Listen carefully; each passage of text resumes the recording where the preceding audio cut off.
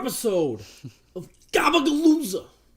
This is our eighth week of our podcast, 8th episode, coming close to 10, 2 months in, just about 2 months in, and we're ready to bring you some variety, some sports, gaming, anime, and all that other shit. Yes, indeed. Welcome back. It's another wonderful Monday, isn't it, Matt? Mm-hmm. Spit. We did we did catch into some difficulties at the beginning. Our slobs crashed. Yes. And yes, it did. We're good now. At least we should be good right now. I'd be shocked. I mean, anything can happen, you know. I'm a freaking Murphy after all. Yeah. But we're here, and we're gonna give it to you right now. I am indeed Murph Dog, and this is my trusted colleague, Mr. Non-Clutch. Mr. Non-Clutch, also known as AP, also known as that dude, also known as the GOAT. My GOAT. We're starting heavy this episode. We're starting heavy this episode, guys. Mm-hmm. We're starting heavy. Something else that's going to calm down pretty heavy is that a DFA, or that, hey, you're going to the minors in baseball, because rosters need to be set soon, huh? They do need to be set soon because opening day is Thursday, baby. Yes. MLB is back at full swing. Finally. And we are getting we're girding up our loins to take the field of battle. Let's do a prayer to the baseball gods.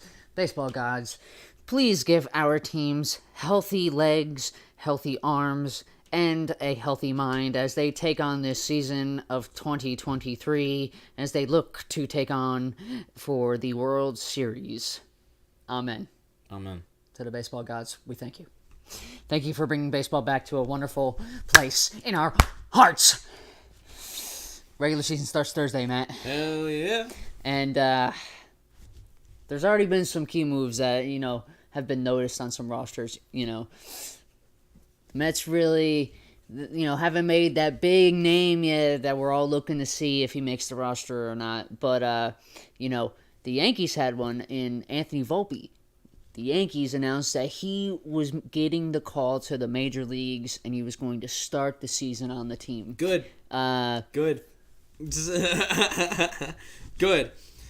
I am very happy for the Yankees for making that move. God. I absolutely agree with it. Even though Volpe is still young, I still think that he's a dog. He's a dog on the field, man. He killed it in spring training. He absolutely killed it in spring training, and he deserves it. I literally can't. It batted over 300. And given spring training, I believe there's at least one game left for certain teams. But he batted over 300.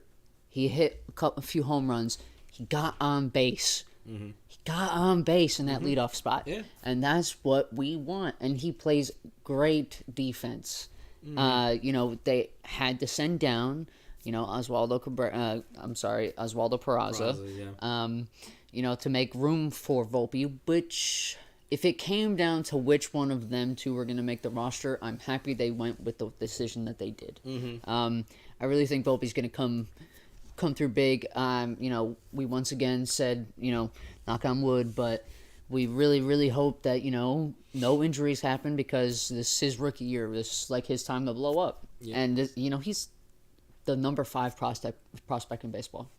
I mean, big things are expected from him. Mm-hmm. And he's been expected to do big things for years at this point since he's been drafted. So I'm very curious to see what happens, and I am looking forward to it. And if anything, you know, if it doesn't really work out for him, you know, to start the season, you know, whether it be performance or injury, they could still bring up Peraza. And, absolutely. You know, he's basically just about at the same level that Volpe is right now. I say that now because we don't know how well Volpe's actually going to do in a major league level. True. So we'll see. They obviously, like, you know, they could keep him up there and he could be there for the whole season, and that'd be great. That'd be fantastic. And he'd be able to perform. But, you know, at least they have a fallback plan if things don't go exactly the way they plan. Because he still has time for development. And another thing that, you know, I want to take into consideration is, you know, the Yankees are trying to look to move on from Donaldson and Hicks. If they end up dumping Donaldson onto somebody, Peraza is going to be the guy that comes up. Yeah.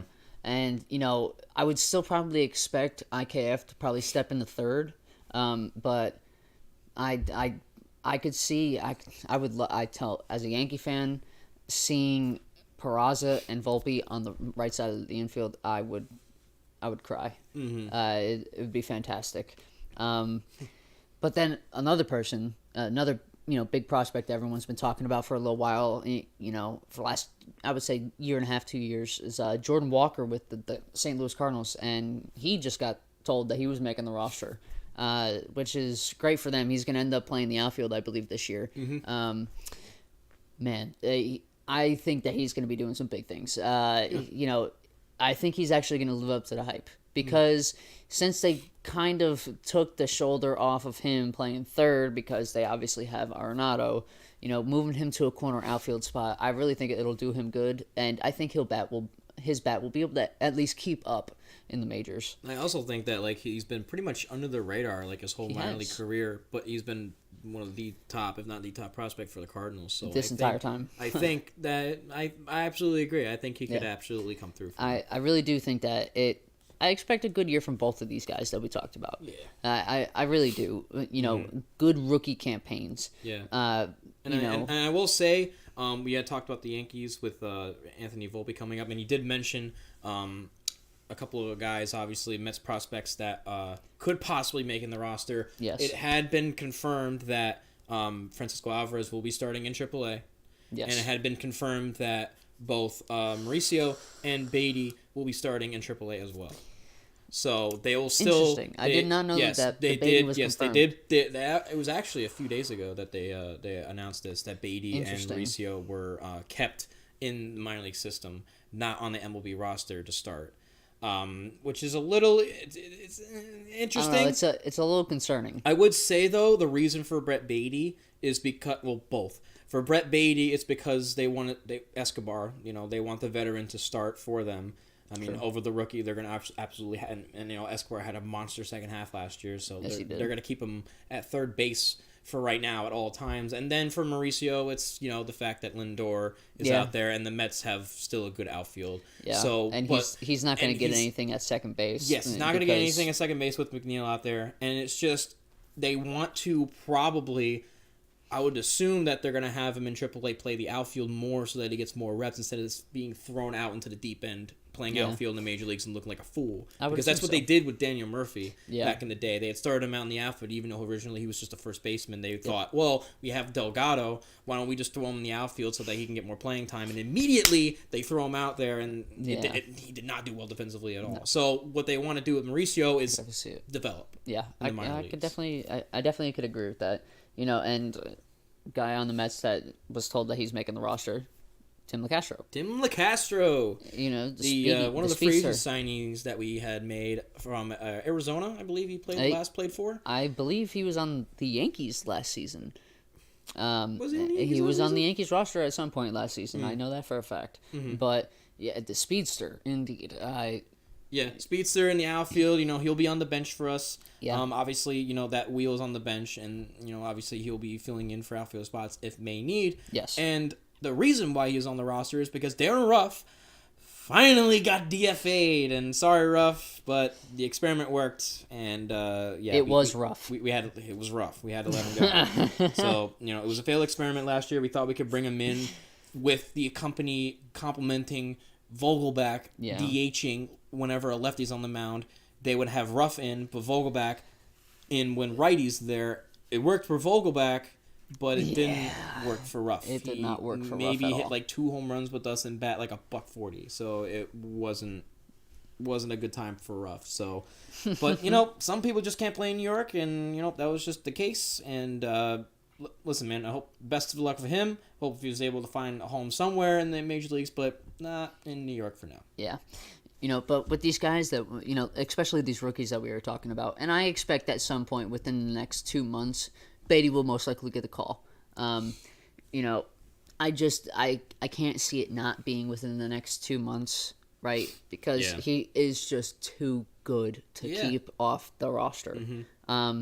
And even when he was playing last year in the majors, he was doing well. Yeah, he did well. He was doing average. He was doing pretty decent for a rookie season. Obviously he had a home run in his first major league at bat. I know. I mean, that was a nice jump start too, but it's just the fact that they have too much on their roster right now. And honestly, I can see something happening with. I forgot his name has escaped me for a moment. Escobar. No. In the third base spot, at some point down the line, maybe towards the trade deadline, maybe in June. I could see something maybe going on with that. That's what I think that they could do, and honestly, probably should do. Especially if Escobar really isn't having a great first half, they could possibly get a nice chunk of change for him. Yeah. And then be able to bring up Beatty, and he'll be the everyday third baseman. Absolutely. Like he deserves. And I don't get me wrong, I love Escobar. I love him. Great switch hitter Fogo, and a decent defender. Fogo. But, like, I will say that's the only way Beatty's going to be able to play. If not, he'll just be a bench player. The Mets don't want him to be a bench player. They want him to play every day. They want him to start.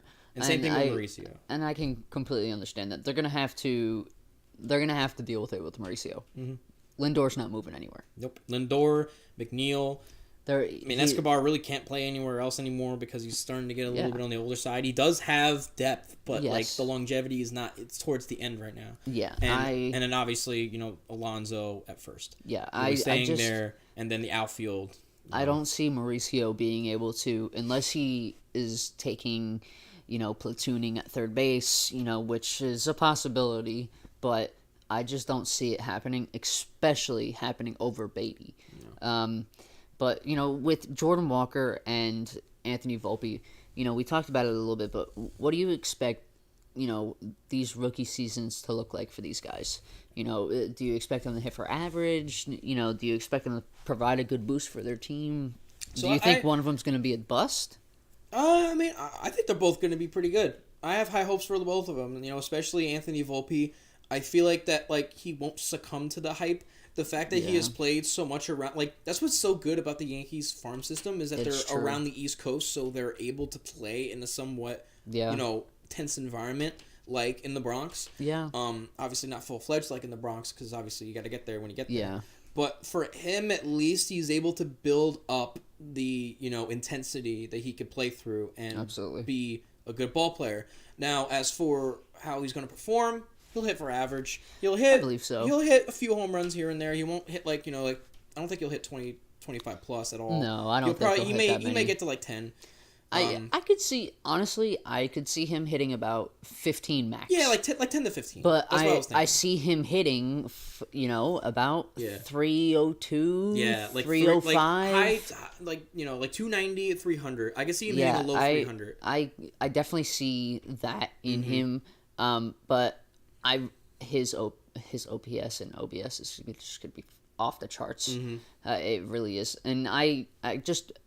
If they're gonna put him in the leadoff spot, that's all I'm gonna want from him. Just get on base. Yeah, that's all I want. Yeah, and he's gonna provide a good glove. So it'll be interesting to see. I would most likely think that he'll probably be second in the order, maybe first later on as he gets more comfortable. Well, the Yankees they like to put Judge in the 2-hole. They do like to put Judge in the 2-hole. That's my only concern is that if they actually would they actually bump Judge down to the 3rd hole? Yeah, I mean it's and very get pitched like a third hitter. It's very easily to do that, but would it benefit Judge? Would it benefit Judge? Would he actually perform like he did in the 2 spot last year? Yeah. Being there for 2 years, kind of feel. So it's that. Listen, Thursday, and for the rest of the season, they will make that decision. But for now, that's absolutely what we got for you. Absolutely. And, well, something that, is going on earlier this week, Miguel Cabrera got the key to the city. The city of Detroit. Key to the city of Detroit? Detroit Rock City. Detroit Rock City? He got the key, folks, from the mayor, I believe it was, at the field. I love the fact that, Detroit loves him that much. I know. He's a really big aspect to not only just Major League Baseball, but really to them. Mm-hmm. A Hall of Famer. Yeah, absolutely. First ballot Hall of Famer, in my opinion. Absolutely. And he absolutely deserves it. He's been with Detroit his entire career. He done so much for them. He brought them to a World Series a couple of times, or at least once. Yep. and won many awards, many Silver Sluggers, MVPs. I mean, he's a triple crown. He was off the charts, man. He's been such a good ball player, and at his older age, he's starting to wind down now, and they figure, well, only give him the key to the city. Well, kind of deal to give him that big, that big kind of like presence now. Yeah, to solidify him as a Detroit. Could we both agree that this is most likely his retirement season? I like to think so. Given that fact, what are you expecting him to be like this year? Because last year he was, that spot DH guy, and he really didn't play much until he was creeping up on, his hit. I believe it was what the 3,000 hit mark, and I don't know if he's going to play all that much. Yeah, I'm the same. Like he'll probably play because unless they told Miggy last year at the end of the year, hey, come back for one more season. Yeah. You're going to be the starting first baseman because we don't really trust this guy in Torkelson. Yeah. Because he was more like Torkel bust. Torkel bust. He really disappointed last year. I wouldn't be surprised if he platoons at first base. Yeah, it's just going to determine on his body. Yeah, and I would say he'll play around 100 games. Probably no more than 110. Yeah. 120. Just because I don't even know if he'll play 100.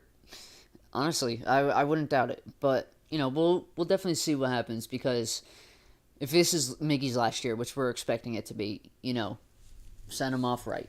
Send him off the right way. Unless he's a freak and he keeps wanting to play. Hey man, how many home runs is Miggy up to now? That's a great question. I feel like he's creeping on 600 possibly, or did he hit 600 last year? I think he was pretty much closer at 600. I'm pulling up his stats right now, or 500. He hit 500 last year. He hit 500 last year. Yeah, he hit 5 home runs last year, and I think he was 498 to start. Yeah, he was 498 to start the year, and so he literally just needed 2 more, and he has over 3,000 hits now. So 500, 3,000, it's pretty damn good. If you have 500 home runs, you're most likely, if not first, and a 308 Hall of Famer. 308 career average. Yeah, he's just wild. Who else in history can you really say was that good, that could really compete for the Triple Crown almost their entire career? Dude, he almost has a 400 on base. It's 384. Dude, he was I would say one of the top 10 baseball players in the league for 10 plus years. 67.7 WAR. It's crazy. That is insane. Crazy, man. But on to some other, sports news, onto the realm of football. The annual offseason league meeting, happens this week. It goes until, I believe, the 29th. And it's in Arizona, a little sunny weather. People get to go outside, have a drink, talk a little bit about some trades, because there's going to be some major conversations that are being had, over some big-name guys. Oh, yeah. Some of these athletes requested some trades. Some of them, just can't get a deal finalized. It's really, really difficult, and I guarantee that there's going to be a lot of names that get talked about here. DeAndre Hopkins, the Aaron Rodgers saga. It's still continuing, and we can only hope a deal gets done this week, because I'm sure that you, as a Packer fan, and Rigatoni, as a Jet fan, are wanting to get this done. For us Packers and Jets fans, you just want it over. Yeah, we just want it over. But I remember hearing, man, that the Jets may even wait until September to make this freaking trade.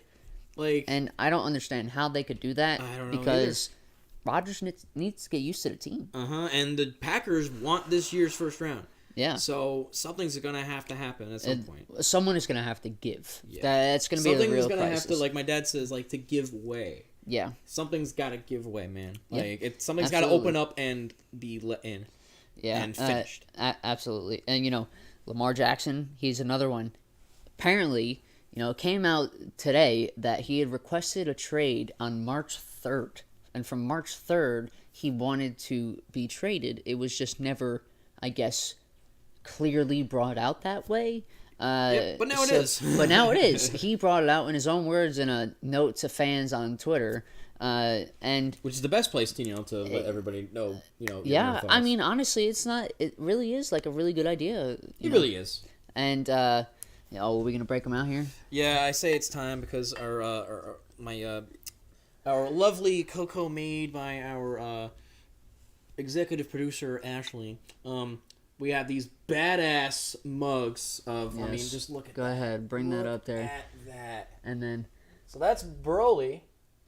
And he's got Jiraiya. Some fancy cups. Cheers. Mm-hmm. Cheers, my man. Mm-hmm. Oh, it's perfect. It's perfect right there. That is beautiful, folks. I'll be holding on to that mine. is beautiful. Mm-hmm. All right, and to continue here, as a Colt fan, seeing Lamar Jackson actually wanting to be traded at this point, he doesn't want to stay in Baltimore. As a Colt fan, that makes me happy. It's promising. Absolutely. And I'm gonna ask you here in a second, where do you want him? Where do you think he might end up? But as a Colt fan, speaking from opinion here, the Colts have dealt with year after year since Andrew Luck retired. Veteran quarterback after veteran quarterback after veteran quarterback, and the team has announced that. The reason that they feel like the team is lacking is because, they have to deal with a new quarterback and get used to a new quarterback every season. And they can't just stay with a quarterback and get used to him for long term. Ever since Peyton Manning left. Since Andrew Luck left. Andrew Luck, yeah. I would say since Andrew Luck. But they need to stop the veteran presence. And that's that's why we've been saying the draft. We've been talking about the draft. Now that Carolina has traded up for the number 1 overall pick, C.J. Stroud, Bryce Young, most likely off the board, number 1 and 2. But I tell you what, if we were to end up bringing in Lamar Jackson, you know how much that could flip our team. Mm. This is a former MVP. This is this isn't a Joe Schmo, right? This is he's won playoff games. He's won multiple games. Mm-hmm. You want this guy. Yep, and he's still young. And he's young. He's still in his 20s. He's only 26. So this could be the answer if they don't want to deal. Because even if they end up taking Anthony Richardson, which I think is going to be the play if they don't go after Lamar Jackson, even if they get Anthony Richardson, he's most likely not going to play for at least half the season, if not the entire season. So it's difficult to say, do you want to try a rookie quarterback and try to develop a rookie quarterback? Or do you want a quarterback who's already known to be a top 10 quarterback? Yeah. It's really interesting to see, but I would say as a Colt fan, get Lamar at any cost. Give up 2 firsts, whatever it takes. Give up the money, because I guarantee that Jim Irsay is tired of the carousel of quarterbacks in Indianapolis, and at the end of the season, it was hard to sell tickets because we were dead last. We were good. We weren't good. Yeah. It would just help out in that aspect. It would sell tickets. It would sell out the house. Absolutely sell out tickets at Lucas Oil, and just the longevity of it. I look at the longevity of it, and just it works out. And it really does. And then you can develop players around him because it seems like he wants to start fresh and new somewhere at this point. It does. It does seem that way. And it looks to be the move where if you get him, then you can just have guys develop around him, and then you can keep him for a decade. If you sign him, you're gonna if you end up trading for him, you're gonna have to sign him for a deal. Oh yeah, you're gonna have to lock his ass up. He was under the franchise tag, and there's gonna need to be a deal done. Afterwards, and I don't care what kind of money you got to spend. He spent a lot of money. Jim Irsay, Colts, owner. He spent a lot of money on Andrew Luck. Go spend that money again, because Lamar deserves it. He does, and I just think that it's time.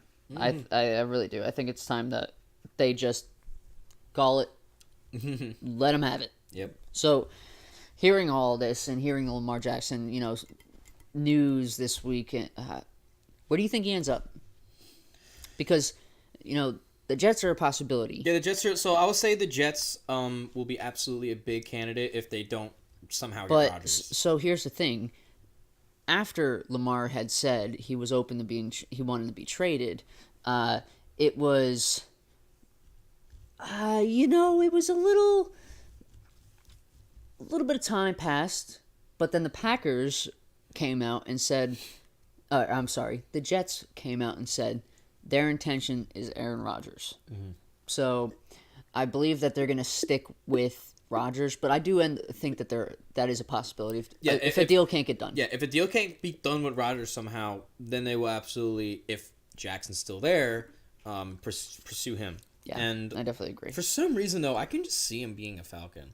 I don't know what it is. I see him being a Falcon too. Look, it's Atlanta. It's a big city. Mm-hmm. They have money. They have money to spend. Mm-hmm.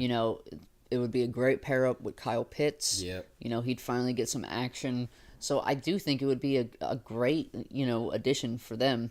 But out of those three teams, obviously, I want the Colts to sign him. Mm-hmm. I want the Colts to trade I would him. like the Colts to get him too. Because I would really enjoy my team to be competitive, but I would just like to know that I'm not going to have to worry about a quarterback every week. Mm-hmm. Like, oh my God, is Matt Ryan or is this old quarterback going to play like a bad quarterback this week? So I'm happy. I would be really happy if that was to happen. Mm-hmm. Another big name, Austin Eckler, running back from the Chargers, requested a trade earlier in the month, and it's been told by head coach Brandon Staley that they want to keep him on the team. They just haven't been able to get a deal done. Mm-hmm. So it's it's a little interesting to see. I wonder if a deal actually gets done. Yeah, looking a little shaky. It's definitely not looking great because it was told that there's a lot of gap in money on both sides. So it's gonna be interesting to see what happens there. Yep. Honestly, I don't really know where he would go. Mm-hmm. There's a lot of teams that need running backs, but there's also a lot of teams that are willing to go with 2 running backs. Yeah, willing to just go get him. Yeah. So it's kind of hard to justify a narrow gap between teams. And speaking from fantasy football terms, he is a touchdown machine. Mm-hmm. He scored 12, some crazy number of touchdowns in a certain amount of games last year. He led the league in running backs. It's wild, and I don't know how you can't just give him what the money he wants because of what he's been able to do for your team, being the Chargers. But then every other team in the league, I don't know how you just say, okay, here's a second round pick. Gimme. Gimme. It's gonna be interesting to see what happens there. Yep. I really don't know what's gonna happen. It's kind of up in the air. Yep. At this point, so interesting to see. Absolutely. Something else is going to be interesting to see.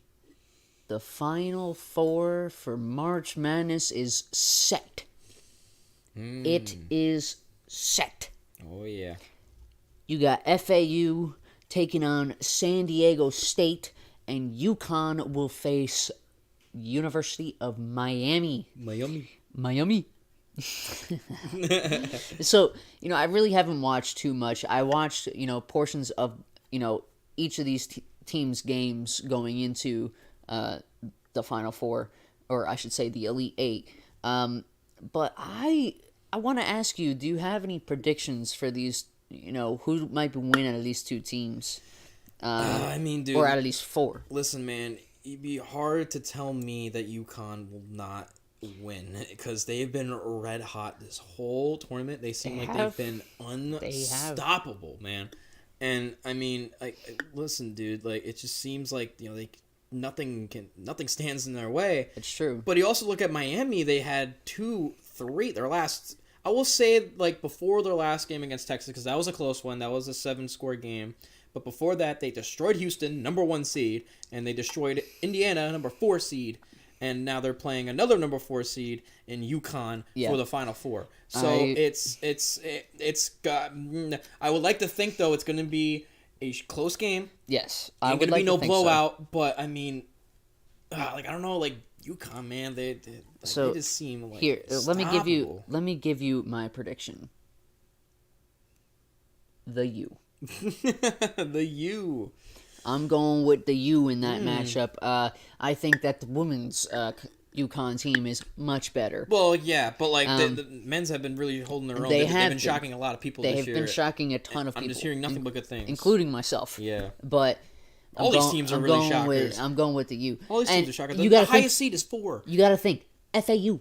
And FAU is number 9 in the final 9 4. Seed. Holy crap! This is like a Cinderella story here, folks. I mean, it's not like that crazy, talking as a number 9 seed being in there, compared to like a 16 seed. But FAU. They beat Kansas State.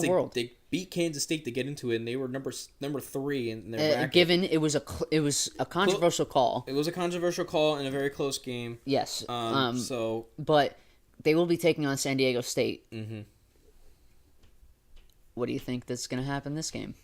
So I'm kind of like looking back because like I can really listen. We haven't really watched this so much, which is a little upsetting. Yes. But we live. I mean, busy lives. We weren't really able to watch Spring We Training. were really watching WBC. So WBC, yeah, really. That's what we were watching. Let's just be honest here. Yes, indeed. But San Diego State has been on fire as well. But I would love a Cinderella story for FAU to get to the finals. Man.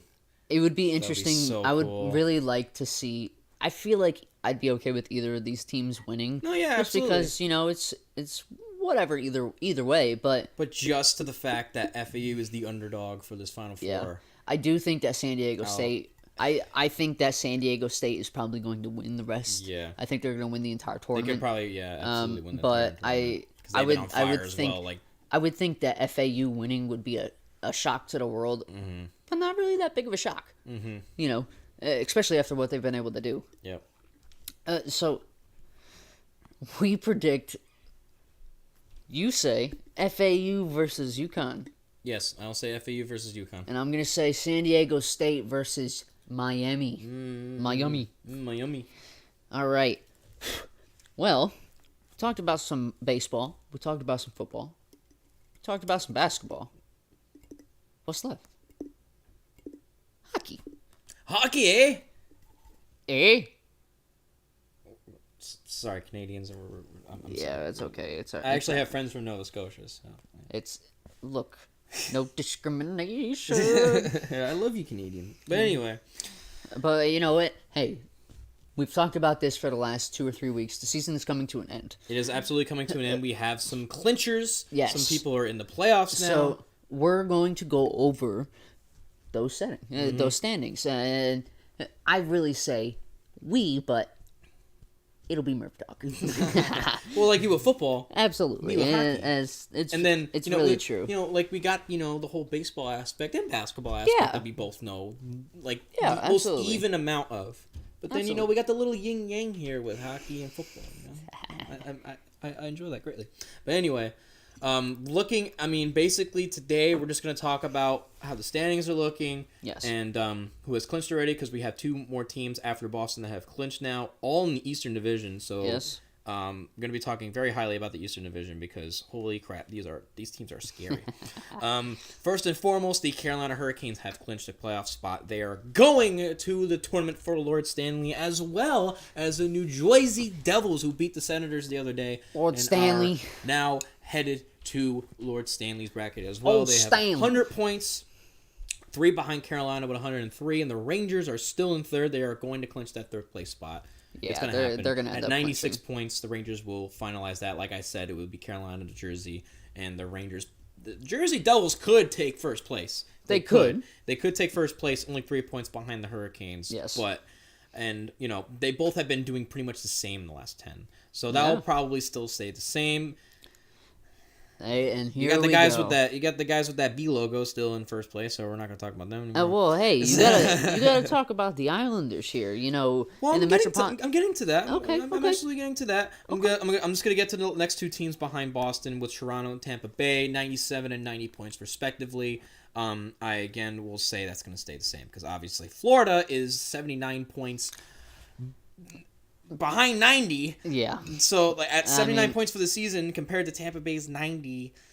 11 points up, so it's that's going to stay there. So It's it will gonna be be Boston, Toronto, and Tampa Bay for the 1, 2, and 3 spots for the Atlantic Division for the playoff bracket. And now to the creme de la creme is the wild card for the Eastern Conference. The Islanders still hold number 1, although the Pittsburgh Penguins won the other night, and they have 1 point behind the Islanders for that number 1 spot. Wild. Luckily, but I'll say this first, the Islanders did lose a pretty heartbreaking game to the Buffalo Sabres, shut out actually, and on home ice. So not exactly something that you want to come off of right now. They're still 6-3 in their last 10 games, 6-3-1, but they gotta win now. They gotta win now. 8 games to go. They need to pick it up. The Pittsburgh Penguins have 9 more games to go, and so do Florida, who are in 3rd in the wild card, 79 points. The Rangers beat them, baby. The Rangers beat them, so they stay in that 3rd spot in the wild card, nowhere close to the 2nd, or they are still close. 82 points to 79 right now in that 3rd spot. Sabres are still tied with Washington with 76.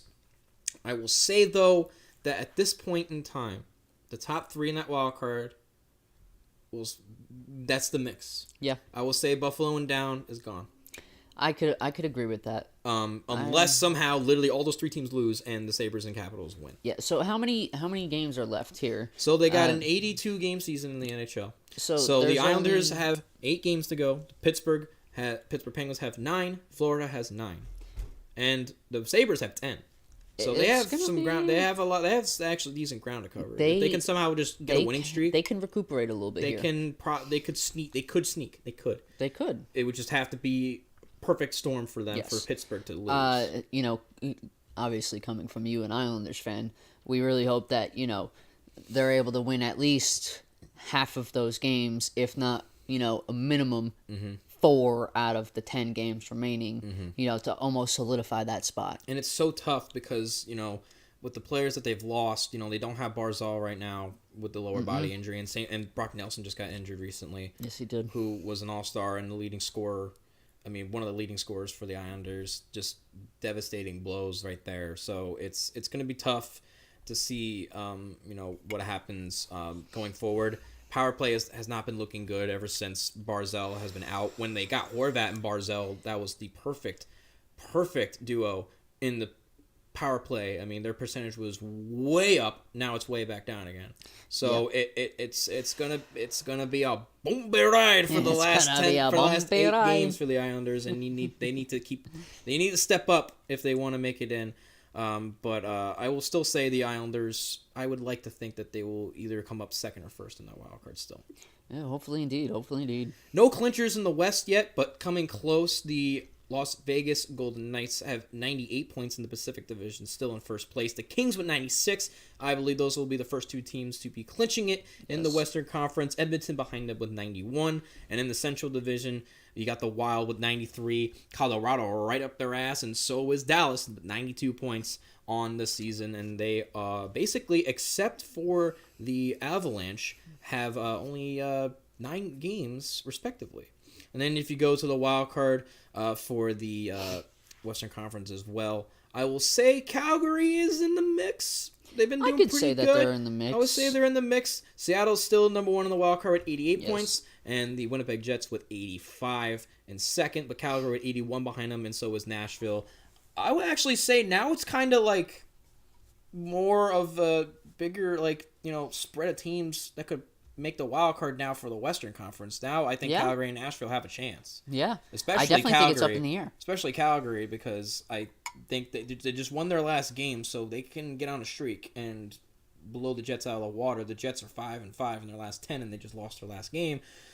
So it could be a turning point for Calgary if they can just step up and keep up the winning column, because who knows, man? Who freaking knows? But I believe that is going to do her. For the NHL. Do you think there's going to be any shockers? What do you think that might shock some people? I think looking at the Western conference wildcard, man. I can see Calgary sneaking in past Winnipeg. You think that's going to be you think that might really be the surprise of this wildcard? I think so, because like the Jets, I will say, are better than Calgary players wise, but I don't know, I can just see the Jets choking. I can just see them choking here because they have not been doing well in their past 5 games. Okay, but not good enough in my opinion. Yeah. So, looking at the standings of where they're at right now, what they've done recently, and what Calgary has done recently, they've crept back up. I can see them honestly, picking it up again. With Winnipeg, looking at their record, they're 41-30-3. So they're not really that good in overtime. Nope. So if some of these final games come down to an overtime, Calgary could get lucky. Yep. They could definitely get lucky here. They could absolutely get lucky. Although for Calgary, though, they give up a lot of goals. They score more than the Jets, but they give up a lot. So that's going to be what kind of defies their chances to being in the playoffs or not if their goaltenders can step up and be brick walls in front of the net. Well, I tell you what, it's going to be a steamy final as the final weeks are coming down of the regular season for hockey, and the postseason is among us. Playoff hockey, it's the most exciting thing in sports. It really is. One of the most exciting. Please, if you have not watched hockey, watch postseason hockey. Watch April hockey. Holy crap. It is electric. It's going to be great. And seriously, April 1st, literally the beginning of April, it is crunch time. I mean, it's already crunch time for, most of these teams, but it is crunch time. Oh, yeah. And it's going to be a lot of competitive hockey. And it's going to be fun to watch. It's going to be fun to watch. Absolutely. But it's time for everyone's favorite segment. Ashley's Outrageously Random Questions! Woo! Everyone's favorite time in the podcast. We love doing these questions, and I love actually hearing what my wife writes down. But I'm gonna give the people a breakdown of what we do here on Ashley's Outrageously Random Questions. Yes! This our favorite segment of the show. So this segment, Ashley's Outrageously Random Questions, my wife, Ashley, Mrs. Non-Clutch in the chat, also known as Ashley Perry in the chat, she writes down 10 random questions. It could be about anything. And we answer them on stream. Whether it's an opinionated question or a fact-based question, we will answer. And we'll go back and forth with 5 questions apiece. And then at the end, the last question, question 11, is up to the audience. And we want your input, even if you're not watching this right now as we're live. Come by after and drop a comment on somebody's questions, because we want to get your opinion, especially on that last question. Question, it's got a special A. It's got a special A for the audience, specially picked by Ashley. So, I believe I went for no. I believe you went first last week. So I shall go first. Let me. This one landed in my lap first. Question number 1. Do you think you could wear hidden leaf shoes for the ninja on a daily basis? So almost like the wooden sandals. Oh, okay. So the question is asking, would you wear they're actually called. I don't know what they're called either, but like, have you ever seen those like sandals on like basically Japanese? It's very old, big in old-time, Western. I should say Eastern civilizations. Eastern civilizations where they wear the wooden flip flops. Yeah, it's like a wooden chancla. Yeah, wooden chancla. Yeah. And it's almost like a flip flop, but it's hard styled flip flop. They wear them around the house. No, I don't think I could. Honestly, I definitely want to in my lifetime. Yeah, I would love to try it. I want to definitely try it. Say that I've worn them, but like, my God, my feet, my legs, they're already bad enough as it is. Yeah, I definitely think that I would try them. I think I would say yes to like being willing to do it. Yeah, but absolutely. I don't think I would be able to. I don't think I would probably end up buying some kind of boot. Some kind of boot. They're called Geta, says Geta. Jelly. So, would you wear a Geta? Yes. Yeah. Would you wear them for the rest of your life? No. That sums it up. Question number 2. Hey, look, it's not upside down. What is the knuckleball? And do you wish it was used more. So the knuckleball, it would be nice if we had a baseball here with us, but we don't. A knuckleball pitch is basically a pitch that pitchers may use, where they dig their fingernails, and I believe AP is going to go get us a baseball right now. It is a pitch where... perfect! Look at that. Ooh, literally. So it is a pitch as to where... Now, you don't actually put your physical knuckles on them because you can't really do that. But it's a pitch where the knuckles stick out and your fingernails are dug into the baseball and you hold it into a certain way and you throw it and it doesn't rotate. It floats. Yes. And goes wonky. It's almost like it's when a helicopter, you're recording a helicopter and the wings, are steady in one spot, because of the frame rate. It's almost like it's spinning way too much where it's just, but it's not spinning at all. Yep. It like literally just goes. Just like that. Some guys throw it like this. Some guys throw it under the horseshoe like that. It will bounce all over the place because it's really determined by the wind. Yeah. In all reality. And like temperature, really. Because the higher the weather, the more the ball's going to float. Absolutely. So and to the second part of that question, absolutely. That would be so cool.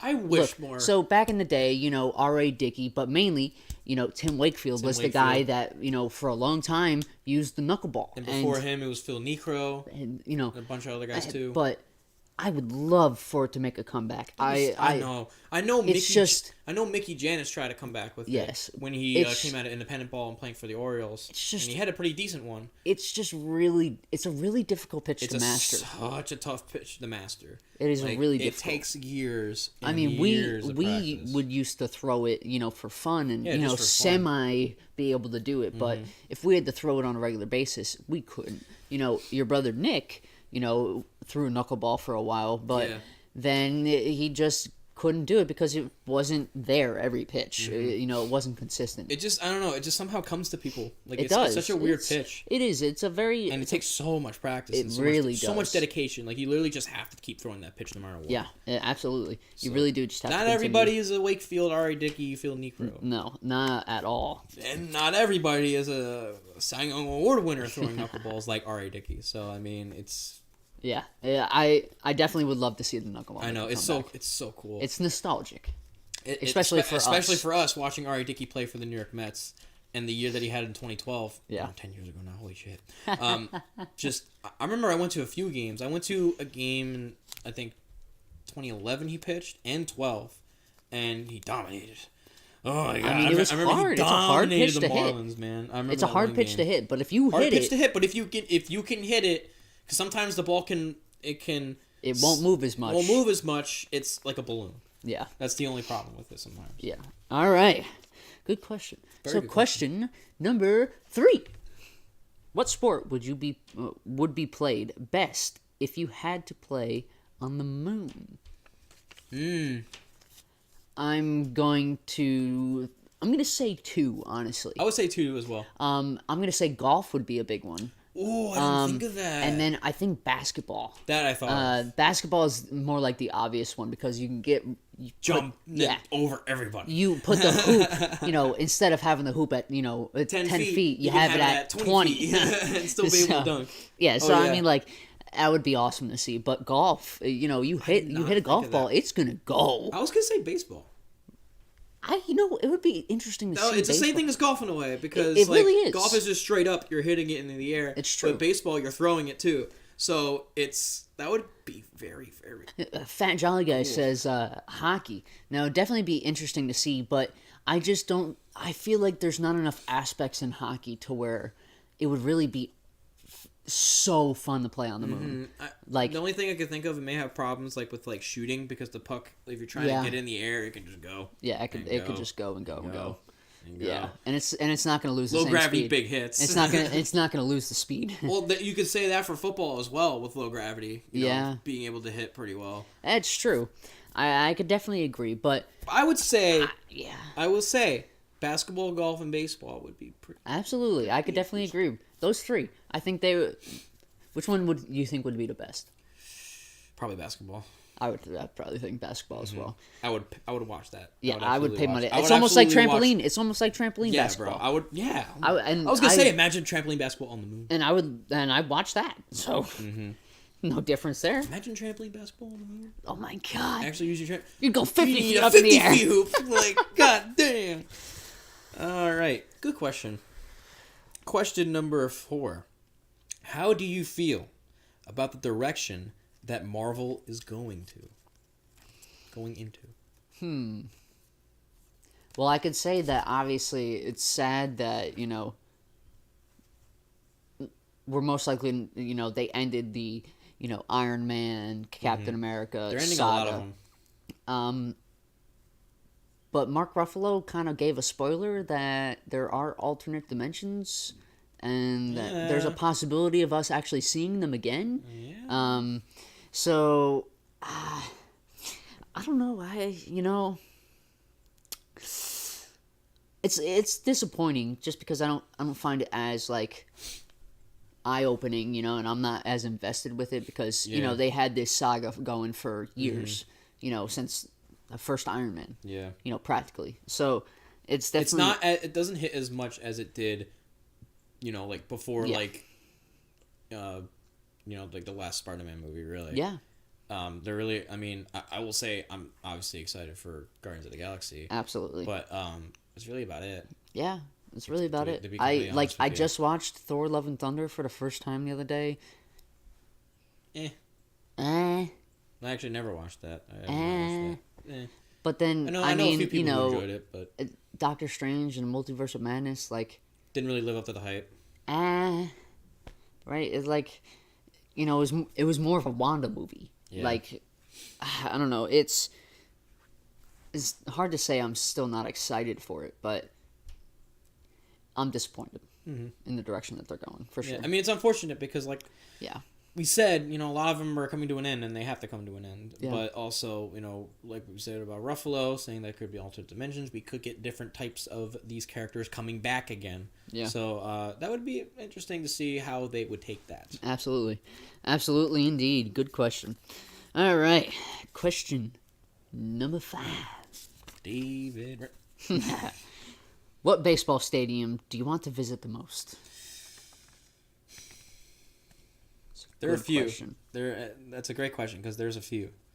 And they're actually, like, my top 2 are on the East Coast, and that's Baltimore and Boston. I've never been to Baltimore. I've been to PNC. Yeah. That was one that I was like, I gotta go there. I've been to PNC. I went there. I've been to Baltimore. I need to go to Baltimore. And Camden go to- Yards is beautiful. Camden Yards looks gorgeous. I don't know. I would definitely say that Boston is Boston. going to Fenway. If I was saying more, Wrigley. I was going to say Wrigley. I would love to go to but Wrigley. then also Coors. Yeah, Coors Coors Field would be cool. Just because it, like, you go there, you expect to see a home run. I know. Like, And you want to see how far the ball actually you want to goes. go against a good team too. Like, with home run hitters. yeah. I So absolutely going agree with against that. going to a team like that with like San Diego or the Phillies, I'd be also- like, oh, I've also wanted to go to Dodger Stadium. yeah, just because of nostalgia there, I can agree with that. But another one for myself that you've been to is San Diego, San Francisco. Although I would like to go to San Diego as well. Ryan actually went to San Diego, my brother. Petco Park is nice. Joy, I've been told it's very nice. Petco Park is very nice. But, yeah, Oracle Park, we're definitely going to go. Yes. We're definitely taking him. Yes. Because when my brother Ryan... When he makes his effectively major makes league it- debut, yes, I and will be there. When it's at Oracle, depending on whenever Yes. he gets brought up, yeah, we're going back to Oracle Park many, many different times. Yes, indeed. But, yeah, as far as that, I mean... Yeah, like Baltimore, Boston. I would love to go to Wrigley, Dodger Stadium. I also love to go to Cincinnati. Bank America Ball Club. Looks pretty. I would say two that I would like to go to, just kind of for the indoor aspect, Arizona and Milwaukee. Mm-hmm. I want to go to the new Texas Stadium. Yeah, I do think that's a new interesting stadium. Yeah, like since it's new. state of the art dome. Yeah. Type stadium. So I definitely like it. I would like to visit that as well. gonna But do yeah, the same Chase thing. Field. My parents went to Chase Field, and so did my brothers. A couple weeks ago for the World Baseball Classic. So Ryan's been there a few times, so he's gotten a taste for it. Yeah, I would say that those are my ballparks. Definitely Boston and Baltimore. I would love to go to Boston this year because Yeah. Masataka Yoshida. Yeah, for real. Go Yoshida, honestly. All right, question number 6. Who are you most excited to have on your MLB The Show starting lineup. I already have him. I already have him. I mean, it's honestly, it's true. I already have him, but I'm gonna give 2. But I already have them. I have both of them too. I have 2 and I already have them. Derek Jeter, which I was able to get him the day of. Mm-hmm. You know, and they gave everybody an 86 overall Derek Jeter card, which I ended up getting that, and then getting David Wright in the Captain Series, but I ended up buying the Derek Jeter card. Yep. You know, so Derek Jeter being one. Ecstatic to have him. But, Trout. I mean... Yeah, I would like to have him it's in the lineup Trout. again. You know, I mean, I was able to buy Trout last year. I want to pull Trout this year. Yeah. Badly. Same. I definitely agree. You know, somebody that I really want on the team, and I'm close, right? But I always want him on my team, Francisco Lindor. I want that 99 Puerto Rico card so bad. And that's going to be the first one I take. And, you know, it's going to be good because that's going to be my co-op guy, you know, along with Trout. So, those are the guys. Mm-hmm. For me, obviously, I got David Wright. That was when the game dropped. And Masataka Yoshida, which is also when the game dropped. I want to get Yoshida's live series. And any other variation of Yoshida as well. If they ever maybe come, you could get a Player of the Week. He could get a Japanese card from when he played in Japan. Who knows? I want Sasaki. Roki Sasaki, who played in Japan. He's still playing in Japan. And a little bit of a backstory about Sasaki. He is very young. I think he's only like 20, 21 years old. And at the age of 19, he threw a no-hitter. And then his next start, he proceeded to throw 9 more no-hit innings and lost in extra innings. What? I'll get you a real Lindor card. What? So, I would love to have that card.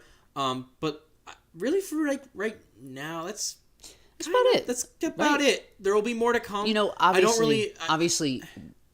This is for the both of us. I can answer this for you. We both want the 99 overall Shohei Ohtani, the two-way player eligible Shohei Ohtani. Of course, we want that card. Obviously, I would say the same about Lindor's 99 Puerto Rico card because I've always hit well with Lindor. I've always killed it with Lindor. He's just a fun player to play with. So he's literally going to be replacing Ian Happ for me, but I'm still going to play with Ian Happ. And who knows, man? My other half, he could get a prospect card. It's true, he could. You never know. It's true. You never know. And if that was to happen, I'm going to be battling you to parallel 5. I will be up.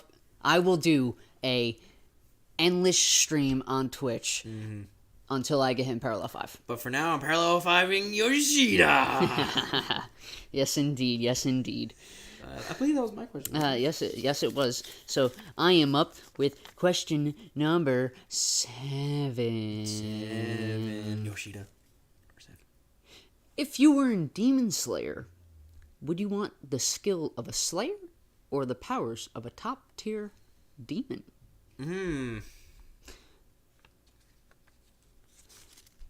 Hashira, obviously. Yeah. But it's hard to say no to the regeneration. Yeah, I know. But, like, would you want to be... I want to use a sword! Yeah, I know. I want to be able to just slice some bitches, you know? Like, that would be such a cool, like, skill to have. It would. To wield swords. To be able to wield a sword masterfully. Masterfully, like it's nothing. Yeah. And you're still alive. You're actually not a demon. You're not in perpetual hell. Yeah. So it's, like, you know... Like, it depends on, like, really, like, your personality at that point. Yeah, it's true. It would depend on your personality. So, I say... That's one I would like to hear from the chat. Yeah, absolutely. If you know what we're talking about. Yes, if you know what we're talking about. I will say Hashira. Yes, Hashira indeed. All right, question number 8. Telekinesis or telepathy? So, telekinesis... So telekinesis is to move things with your mind, ability correct? to move things with your mind, I believe. And telepathy is to read others' minds. Telekinesis. Telekinesis. I will go insane if I have telepathy. Cause Yeah. I would literally. Oh my god. I would probably. be I would more anxious honestly. than I am now. Honestly, man, I would probably turn into the meanest person in the world Mm-hmm. because I would. If I would just go insane. I could hear people. If I heard people talking about me, Yeah. in their Or head, just badly, any I'm yeah. gonna turn around and hey, you got something to say? You know, like. You're gonna take that to your advantage, and you're gonna become a fucking monster. Excuse my French, but I will say I do agree. Yeah. I see it as I will go insane. I will go psycho, and now lose my mind. Now, I will say this: if it was for my actual life and not for dream purposes, right? Telepathy, because god damn it, I would love to know what's going on in my wife's head. And I'm sure that Jolly could agree with that too. That would be kind of cool, though. I'm not gonna lie. I just because Just she to has, be able to read some minds of people that are like, "What's going on?" well, I also, Ashley has a hard time explaining some things, and she has a hard time with words. So if I could just read her mind, she's saying it in her head. Yeah, it's already there. It's already there, so Yeah. I could just the idea. You already know the idea of what she's trying to say or what the other person's trying to say. So. Yeah, and for men, it would benefit men. It would benefit men, but also women tremendously. But also women. Yes, it would. You gotta it would benefit both. It would. It would. It really would. There's a fine line in certain degrees. Yeah. That it would benefit both. Yeah, absolutely. Benefit both. Any identity. Absolutely. Down to our last two, and then you, the audience, have answers. All right. Question number 9. What does your all-star baseball team look like? All right. So, I'm going to let you go first here. Give me your starting pitcher and your starting 9. Just give me your starting 9. I'll just say that. Pitcher included. All right. Well, I will absolutely say I want 2007 David Wright. I would love to have. I'm just trying to think, man. I mean, obviously, I want 90s Griffey Jr. in center. And like as far as the other positions go, I mean, it's so tough, so freaking tough. I mean, I would love to have. You know what would be cool to have? 2009 World Series MVP Hideki Matsui in my outfield. Oh, he killed it. You were reading my team's mind. He killed it, man. I would absolutely love to have that card in the game. I'm trying to think of other guys who like at certain points in their career, besides the Mets, because I'll have a lot of guys on my Mets team. Like if you were to manage a baseball team, like if you were to manage an all-star team, who would it be?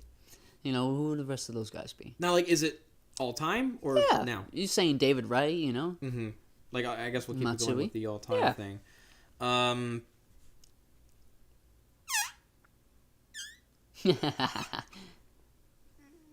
mean, 90s Randy Johnson is my pitcher because, oh my god, it's scary. Yeah. Absolutely insanely scary. I mean, no hitter, every hitter will be uncomfortable facing him.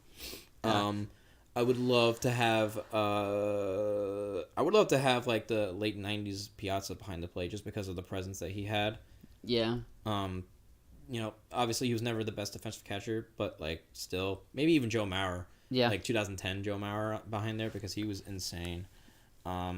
Shortstop wise, probably I mean either like 2000s Derek Jeter or maybe like 2011 Jose Reyes because he won the batting title that year and he was a monster. He led the league in triples as well that year. And like to have like that like 2000s Jeter on the team, like just the presence that he had, like no one wanted to face him. Yeah. Second baseman. Who was a great all-time second baseman? I mean, one I'm thinking of, but you're never gonna pick him because he's a Philly. Chase Utley. Chase Utley.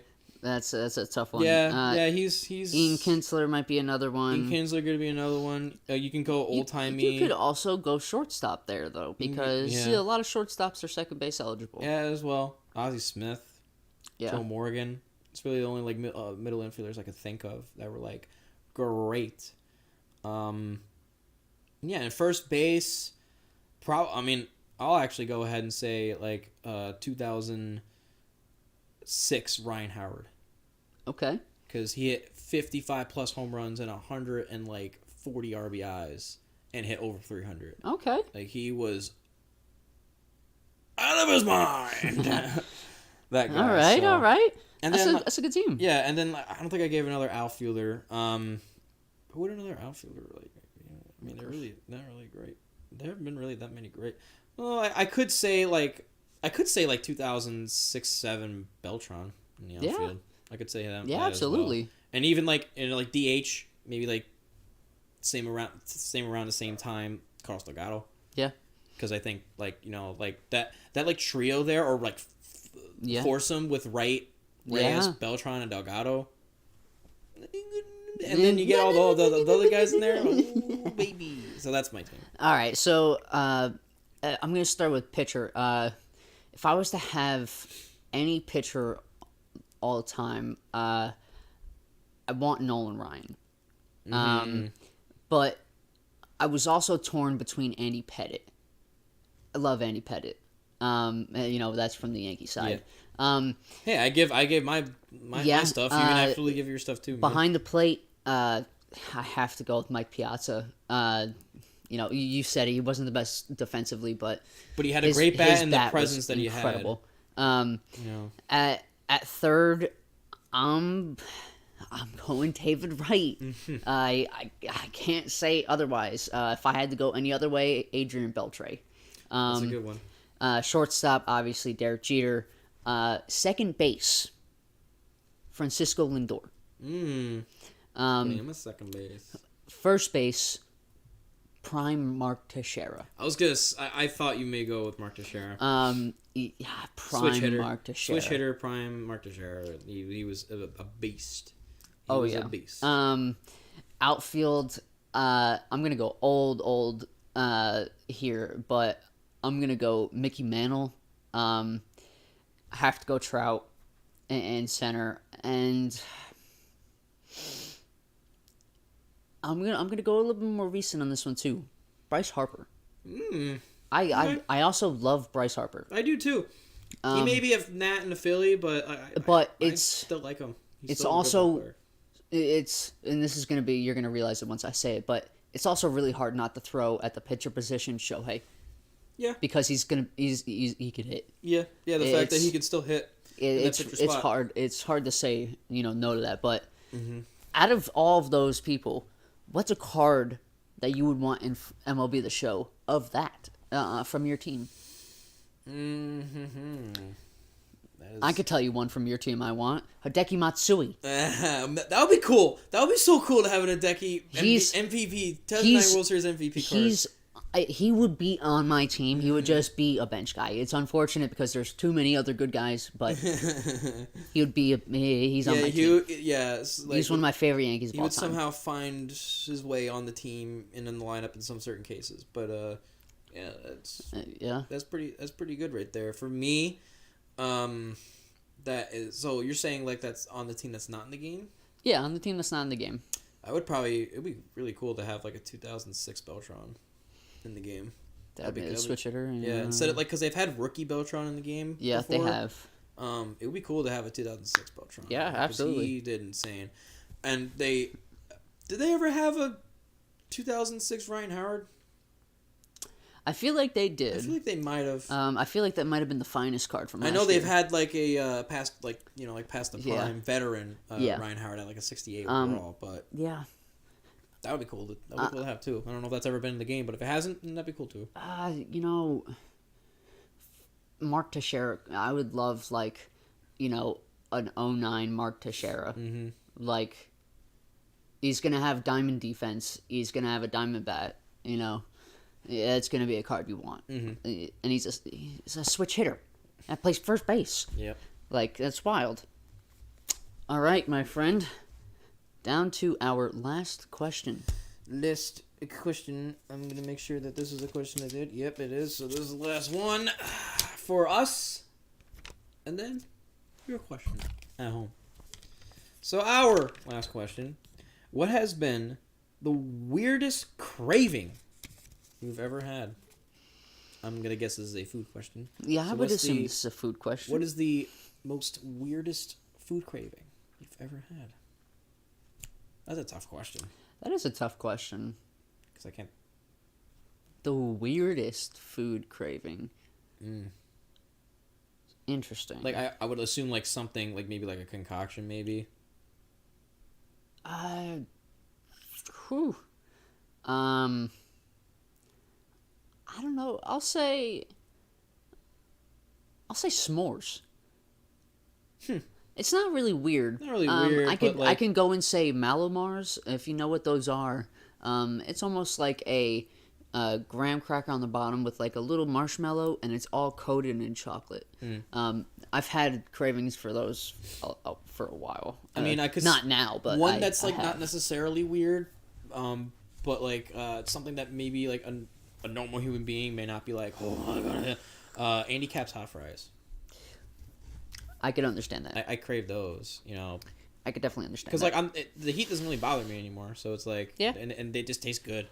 So it's like, I don't know, sometimes I just get the fancy for hot fries. You know, back in the day, when I used to work in Virginia, the gas station that was on base, they had this little, like, refrigerator section, which was like a Wisconsin cheese factory company, right? Cheese! And they had these, like, 4-packs, like, it was 4 of each, so it was technically an 8-pack, but 2 pepper jack cheese sticks, and or 4 pepper jack cheese sticks and 4 pepper jack, like, you know, sausage links. And boy, I would crave the out of those. I would probably get those, like, if they had them in stock, I would go in there every day to get a drink. But like, if those were in stock, I would get it once a day if I was working. Yeah, for sure. That's a good question, though. I can't really think of anything that's like I really weird that I've ever craved. So chocolate milk taquitos, okay. Taquitos and chocolate milk. Okay. Cheese is one of that is kind of often. Cheese isn't that weird though. So cheese for me. Cheese. Sometimes I crave like meat and crackers and meat, cheese, and crackers. Not necessarily something that you eat every day. Like Italian breadsticks and salami. So like salami wrapped Italian breadsticks. Those are good cravings. I mean, I could say like, I eat them basically every day. I mean, peanut butter and jelly. You could say that's a weird craving outside of the U.S. Yeah. Because no one else eats peanut butter and jelly anywhere but the U.S. Yeah. So it's like, I would say that's true. That could be one.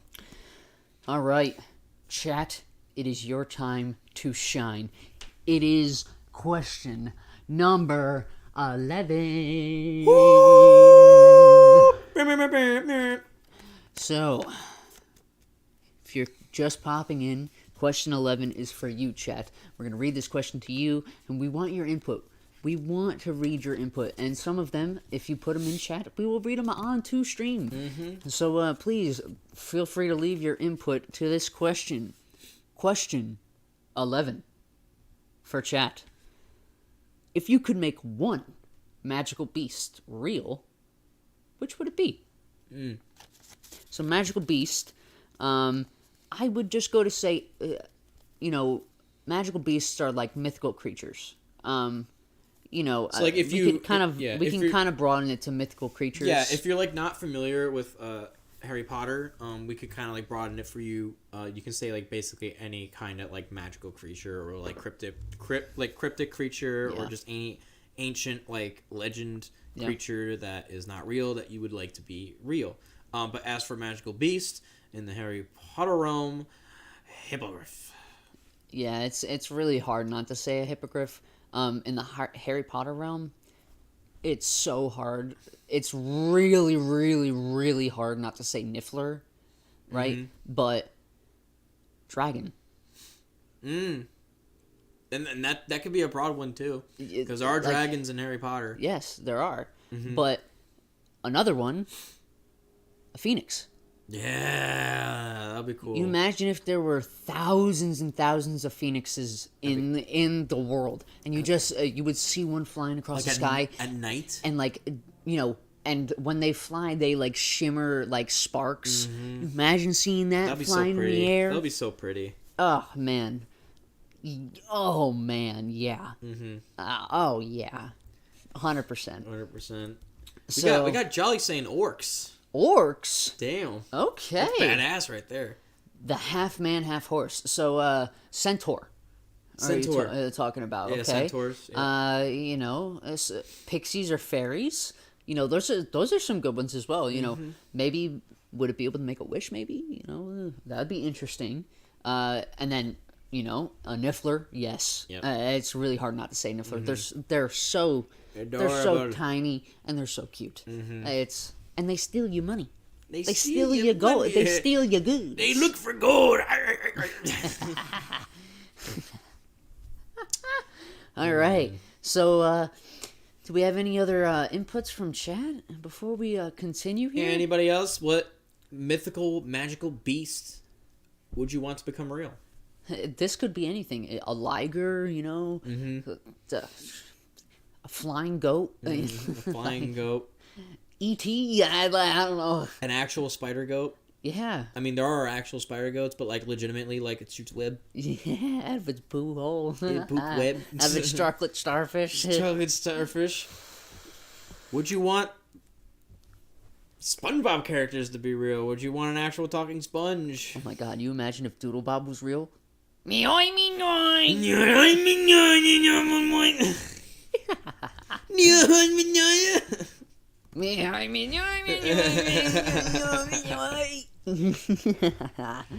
man, dragons was a good one.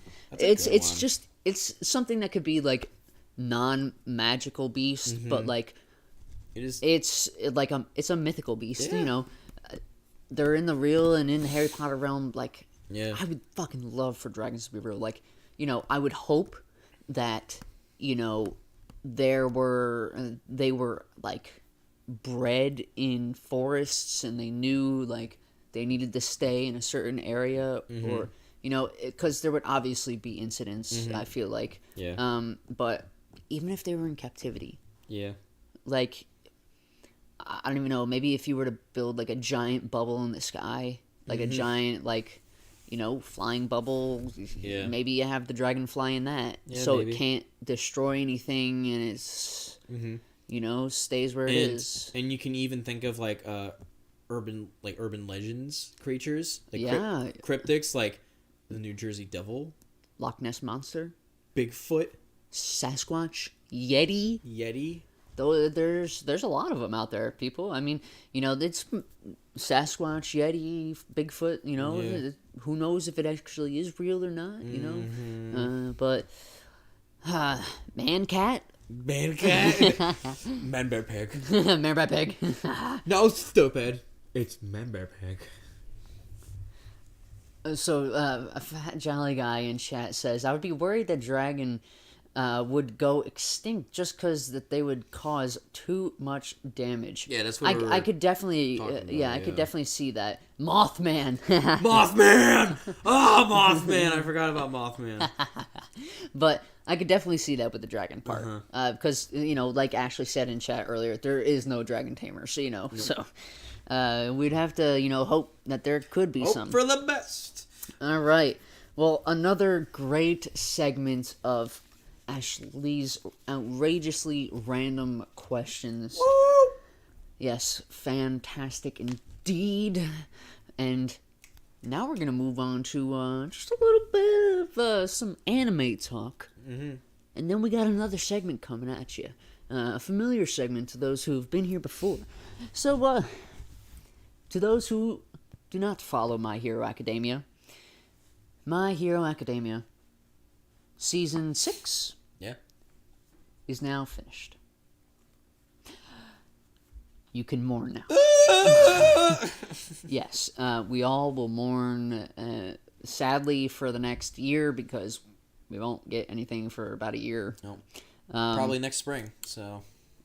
And we can only hope that comes soon enough. That's all I can say. Yep, that's all I can say. That's all I can say. I'm already looking forward to it, and I haven't even watched the last two. We haven't even episodes. watched. We're gonna do this after the stream. We're gonna watch the last two episodes Yes. to catch up. And honestly, at this point, I guess to fill the void, I will be watching the dub. Yeah. Up to the point where it's at from just past Saturday. Yes. But it has been confirmed that the season finale has been aired, and we are going to watch it and then cry, and then watch it again and then cry some more. Yes, yes, indeed. But as things come to an end, there's also a new beginning. Mm-hmm. You know, there's a lot of big animes coming out within the next couple months. Mm-hmm. You know, Dr. Stone premieres, April 6th. You know, that's very, very soon. Yeah. Demon Slayer, they came out the first episode in theaters. We went to go see it. And their next episode comes out. They haven't released the next episode yet, but it's coming out soon. Should be around the same time as Dr. Stone, I think. But Jujutsu Kaisen, they're getting, season 2. Which deservedly so. And I believe it's going to be Gojo's backstory. Ooh. So I'm very excited for that. Gojo's my favorite. Spy X Family will get another second season, as well as a movie. And another anime that's going to be returning, as well as getting a movie, is the soccer anime Blue Lock. Mm-hmm. And I gotta tell you, beyond excited to see Anya, my sweet little Anya, on screen again. Her telepathy, she has power of telepathy. She's amazing. I would want her as a child. And, I'm actually really excited for a soccer anime. Like, I heard when it came out that it was, a big anime, and it was really good. And I didn't really believe it until I watched it. It was really good. And there's only like 12, 13 episodes maybe. So, it was number 1 for, multiple weeks when it came out. So, on the charts. So it deservingly so deserves a movie and a second season, as well as Spy X Family, because they had another, they had top of the chart numbers. So, which one of them are you looking forward to the most?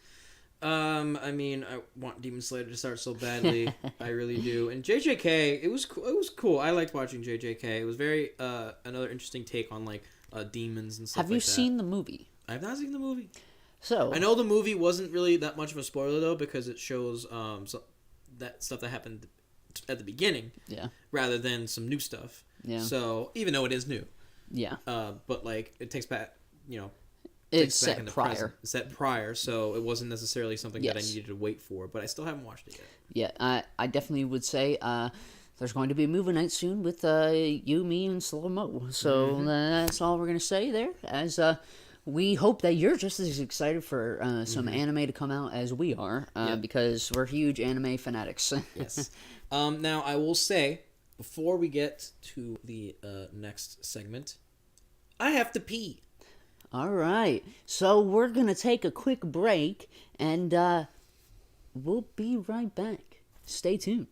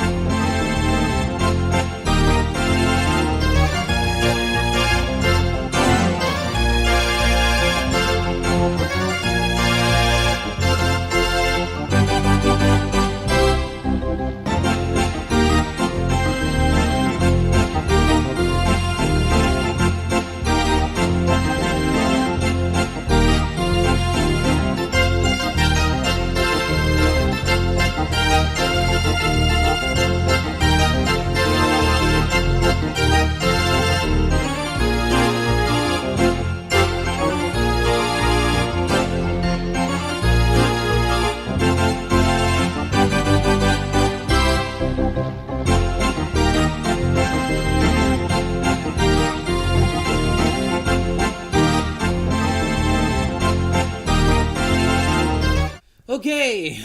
And we're back. And we're back. Just like that, quick, short, few minute break, but we're back, and for another segment of Rank This. Mm-hmm. Welcome to the NHL logo edition of our segment, Rank This. If you're new here to this segment, there are 5 categories, and we rank certain things. We've ranked some sports logos so far, and we're going to continue with this. This is going to be our last sports logo, rank tier list. So, And we really realistically will be doing more because there Yes, are more we will logos be. out there. We I mean, will you be. can't forget about minor leagues and sports and Yes. also alternate logos. Yes. But we'll get to that. We are finishing up our main core sport main Yes. logos. Yes, we are. And if, like I said, you are new, these 5 categories are designed perfectly for our needs to rank them perfectly. Now, we will go through the categories. The worst category, that is ass. That's ass. If there's a logo here that is so terrible where we can't stand to look at it, it will go in that category. Which honestly, that may not happen today. It may not happen. You never know.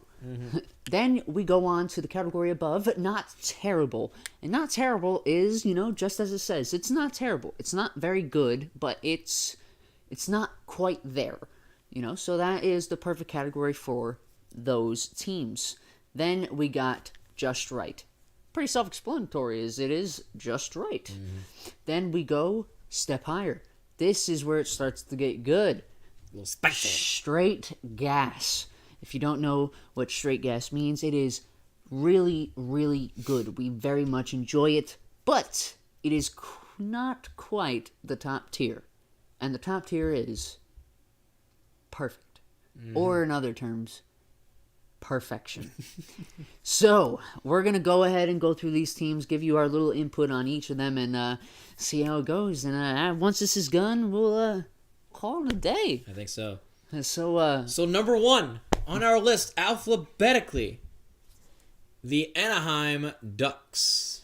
now, I don't mind this logo so much, but it's not crazy. I mean, listen, if you look at the detail, I believe that this little intersection with the D here, because it's a D. Yes.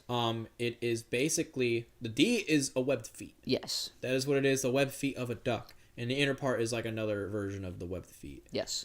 More like the knuckles of the webbed feet in a way, like the bone structure. It's okay. It's okay. I'm more leaning towards not terrible here. Yeah, I would say not terrible too, and it would probably be perfect if they used the Mighty Ducks logo. Yes. If they brought that back, oh my god. I could agree. That would be phenomenal. But not terrible. It's not ass. It's not. Yes. No, it's not that bad. It's not that bad, but not just right. But not terrible. Next, All right. the newly rebranded, which was a couple years ago, Arizona Coyotes. I actually really like the logo. I do. I actually do too. My dad hates this logo. Really? It's very. I remember he was like, "What the hell is it?" I actually like it because you got the half goalie mat, the old timey goalie masks on it, and it's the I forget what the word is. It's Chikara or something like that. I don't know exactly what it's called. Style. It's the southwestern almost Mexican style Drawing art. Okay. But I like this better than their last logo because I their do. last logo I liked it. It would probably be in the not terrible category. But this one probably makes it a step higher, maybe even another step higher, in my opinion. I'm going straight gas here. I you know what? really think it's a good logo. Me too. I don't know if it's right there at perfect. I know, and I like how they went back to the old color scheme with the maroon red, the green, and the cream. Yes. That's a nice color scheme. It really is. Too bad they play in Arizona because no one gives a shit about Arizona. Absolutely. Next up is the Boston Big Bad Bruins. Best team in the league right now. Best but, team in the world right now. Definitely not the best logo. Yeah, their alternate logo is better. I love the bear. I love the bear. Is great. If their primary logo was the bear, it'd be perfect.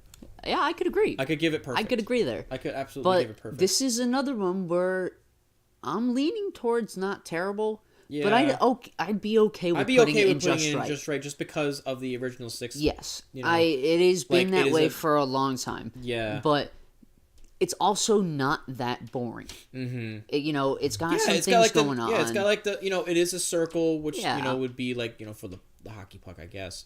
But it's got a nice little old-fashioned, black and yellow B. And it has like the nice little stripes with the black trim going all around it. Just right? Just right. Okay. I agree. The Buffalo Sabres. I was about to say Buffalo Soldier. I've always... Now, this logo, they had tweaked... this is basically their original logo again. They had went from this logo to the goat head, back to a variation of this logo. Well, actually, no, they went to the slug logo, which was terrible. And then they went back to a variation of this one, and now they brought this vintage one back, which is basically... the buffalo head, or the buffalo running with the saber swords underneath it with the nice royal blue. If you want to put it in gold. Dad's ass, just to kind of put it there before we rank it, that's fine. I mean, yeah, I don't want to do that though. Yeah, I mean, I'm just saying. Yeah. I mean, we can do that for now, but like that's the logo that we're looking at. It's not gonna be in just ass, but no, it's definitely not. I've always liked I've liked this look. I've always liked the '90s Buffalo Sabres look. Now, if they had brought back the goat head. It's perfect. It's perfect. Hands down, perfect. But I don't know. Like, I could put it in straight gas, but like, I don't know, man. It could, like, I don't know. Like, just actually like critiquing this logo. There's not really a whole lot going on. It's literally just the buffalo running with the saber swords. Yeah. And a blue circle with the gold trim. I'd say just right. I'm saying just right. Even though I love this logo, it's such a nice looking logo. I just and a lot of people make it confused on like if they look at this team and wonder what the team's name is because they'll just call them the Buffaloes instantly. Yeah. But like if you know hockey and know that they're the Buffalo Sabres, Buffalo Sabres. Yep. Saber swords. That's what they're named after. Next team, the Calgary Flames. Now, honestly, I'm gonna go right off the bat and say this is just right. It does what. The name is the Flames. Mm-hmm. Name is the Flames. It's not necessarily a like flashy. I mean, the color gives it pop. Yes. I love the bright red and gold. I've always loved the Calgary's bright red and gold. They brought back what they used to have a black trim, but they brought this logo back, which is their original logo when they came to Calgary from Atlanta because they had the Atlanta A. They turned that into the C. This is what's their logo. Now it's back to that, and I love their red jerseys. Like I will say, I would give it straight gas, but just right is more comfortable for me. Yeah, I think it really does everything it needs to, honestly. And we've talked about it. A lot of teams with a one letter, logo, not really good, but the Flames and the color help it pop. They do it. They definitely help it pop. It's nice. It's aesthetically pleasing. I like looking at it. It's a nice logo to look at. Especially with this one right now. Yeah. Just a little bit of a different variation of what it was before, but absolutely, I like it. So just right. Next is the Carolina Hurricanes. Now, if I was a person who didn't know what the team name was, I would have no idea what this logo was. On the other hand, though, I like the logo. Yeah, me too. I think it does what it needs to. Since we know what it is, it's a hurricane. Yeah. It's a hurricane eye with a hurricane clouds, but it has the variation of the colors of the team, which are red, black, and white. And the variations of the colors work well. I could say that this is straight gas, but I'd also be comfortable putting in just right.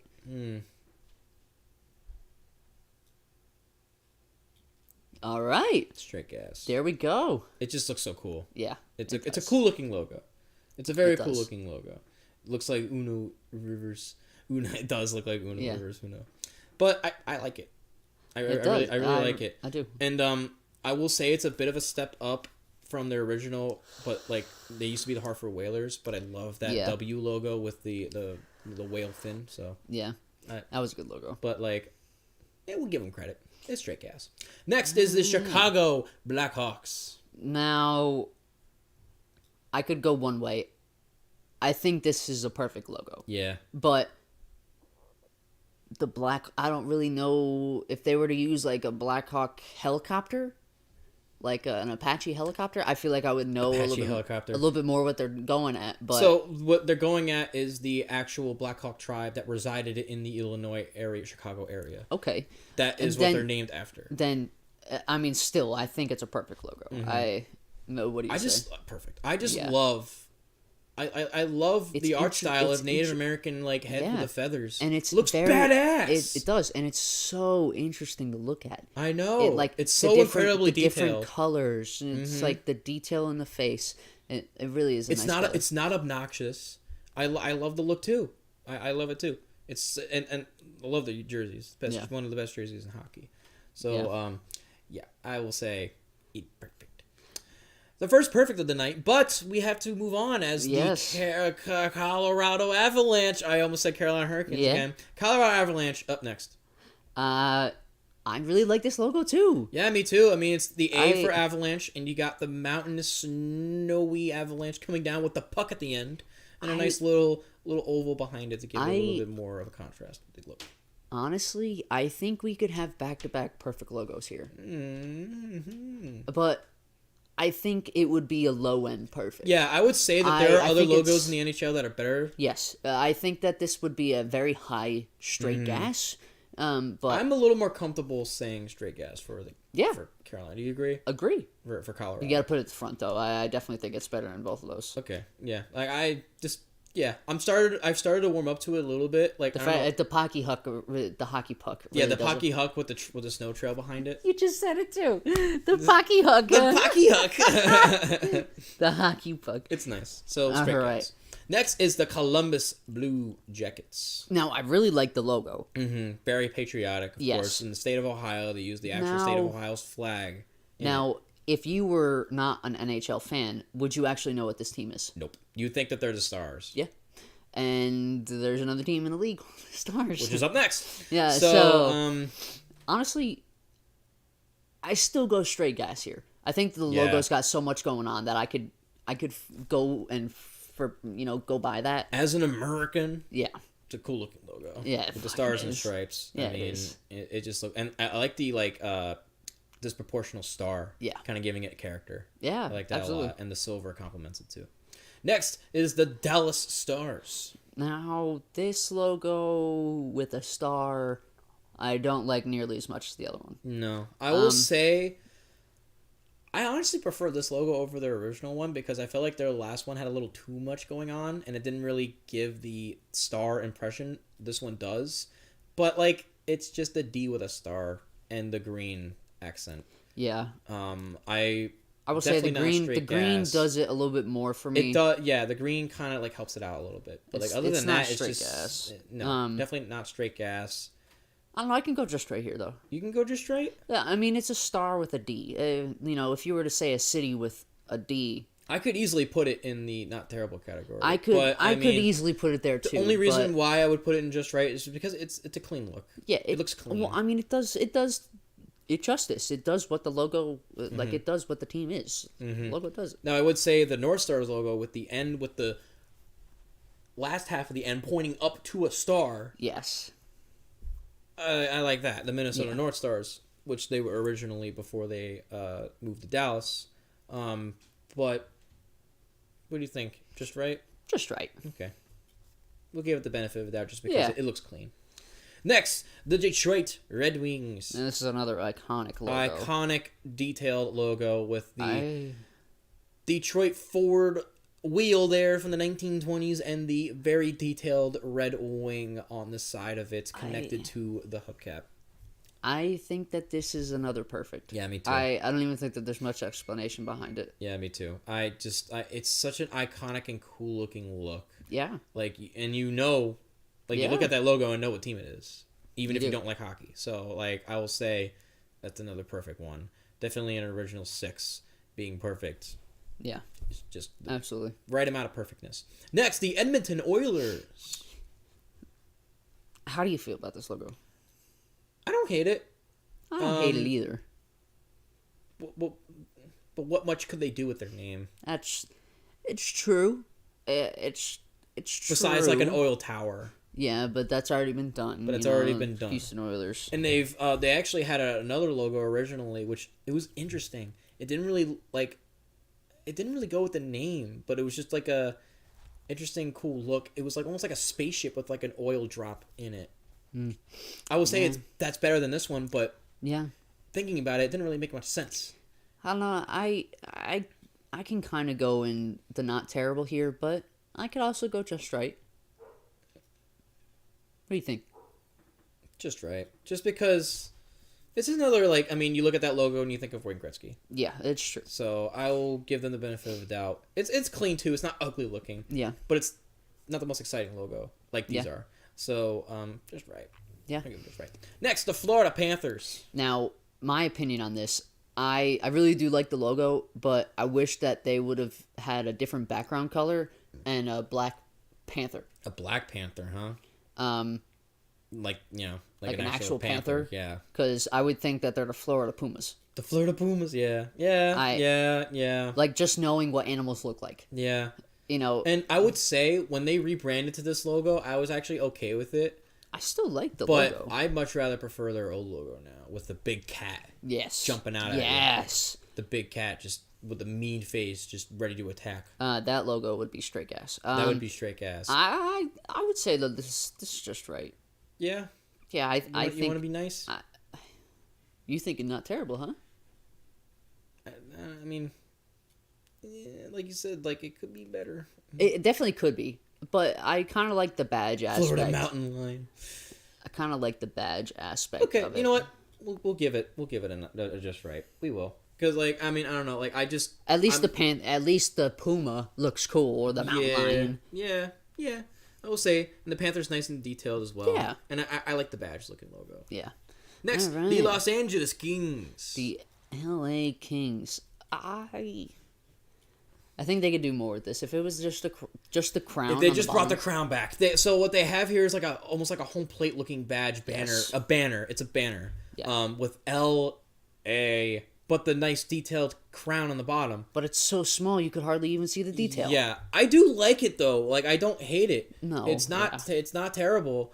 But if they brought the crown, just honestly, the crown back. Honestly, I think you just said it. I think this is not terrible. Yeah, not terrible. If it was the crown, it's either straight gas or perfect. Yeah, it's up there, all right. Because, like, I don't know, like they could do so much. Like you said right off the bat, they could do so much more. Yeah, they could. They could absolutely do so much. So I will say it's not terrible. It's on the cusp of being just right. Yeah. But Yeah, it's Yeah. Next, the Minnesota Wild. I'll give you your opinion first. I like the logo. I think it's got, things going on with the trees and the actual, like the face of, the animal. What would you say? That's like a puma again, kind of. I would say it's probably like a bear. Probably like a bear. Like a bear looking head.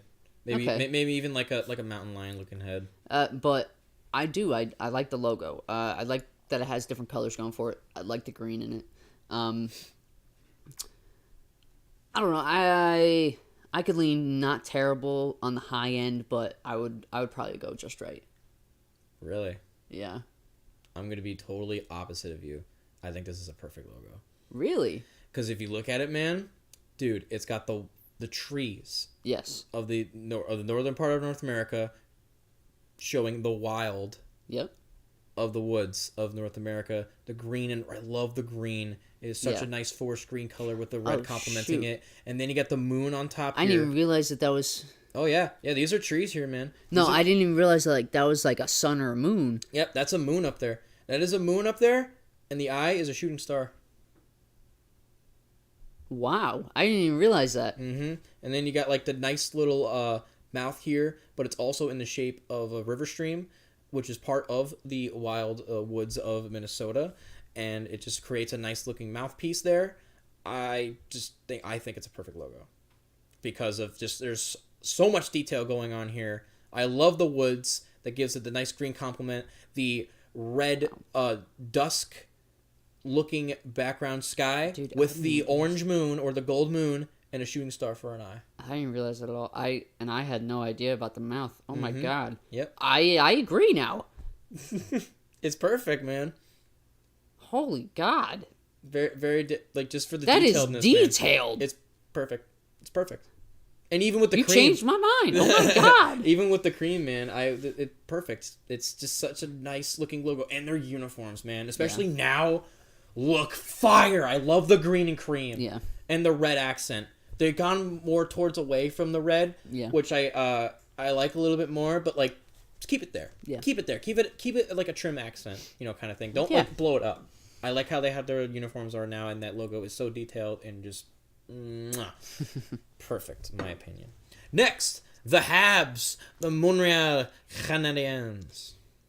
This is a not terrible logo. I might even go that's ass. I really don't like it. Really? I really don't like it that much. Yeah, I mean, I will give it the bland. benefit of the doubt just because of the very old school look, and it has the H in it for their Habs nickname. Yeah. Which is the most like detailed part of this logo. They are able to sneak it into like the middle of that C there. I could put it in not terrible. I could put it in just right in my opinion. But I can agree with not terrible if you're there for it. We'll go in the middle. Not terrible. All right. Next, the Nashville Predators. Now this is a dope logo. This is a dope kick-ass This is a logo. dope logo. Mm-hmm. So I think right off the bat we're probably sitting at a minimum of straight gas. Could you make a bid for perfect here? I could, just because of like it looks so freaking cool with the big ass saber tooth. Yeah, the big and the nice tooth. detailed looking So leopard cool. pattern on the Predator look, and like the golden eye and the golden stripe. I mean, I could put it in definitely straight gas, but I could be nice and put them in perfect. Throw them in perfect. I really do. I really do like the logo. It's such a nice logo. Back to back perfects. Mm-hmm. I think that's our first time. Mm-hmm. All right. All right. Next, the New Jersey Devils.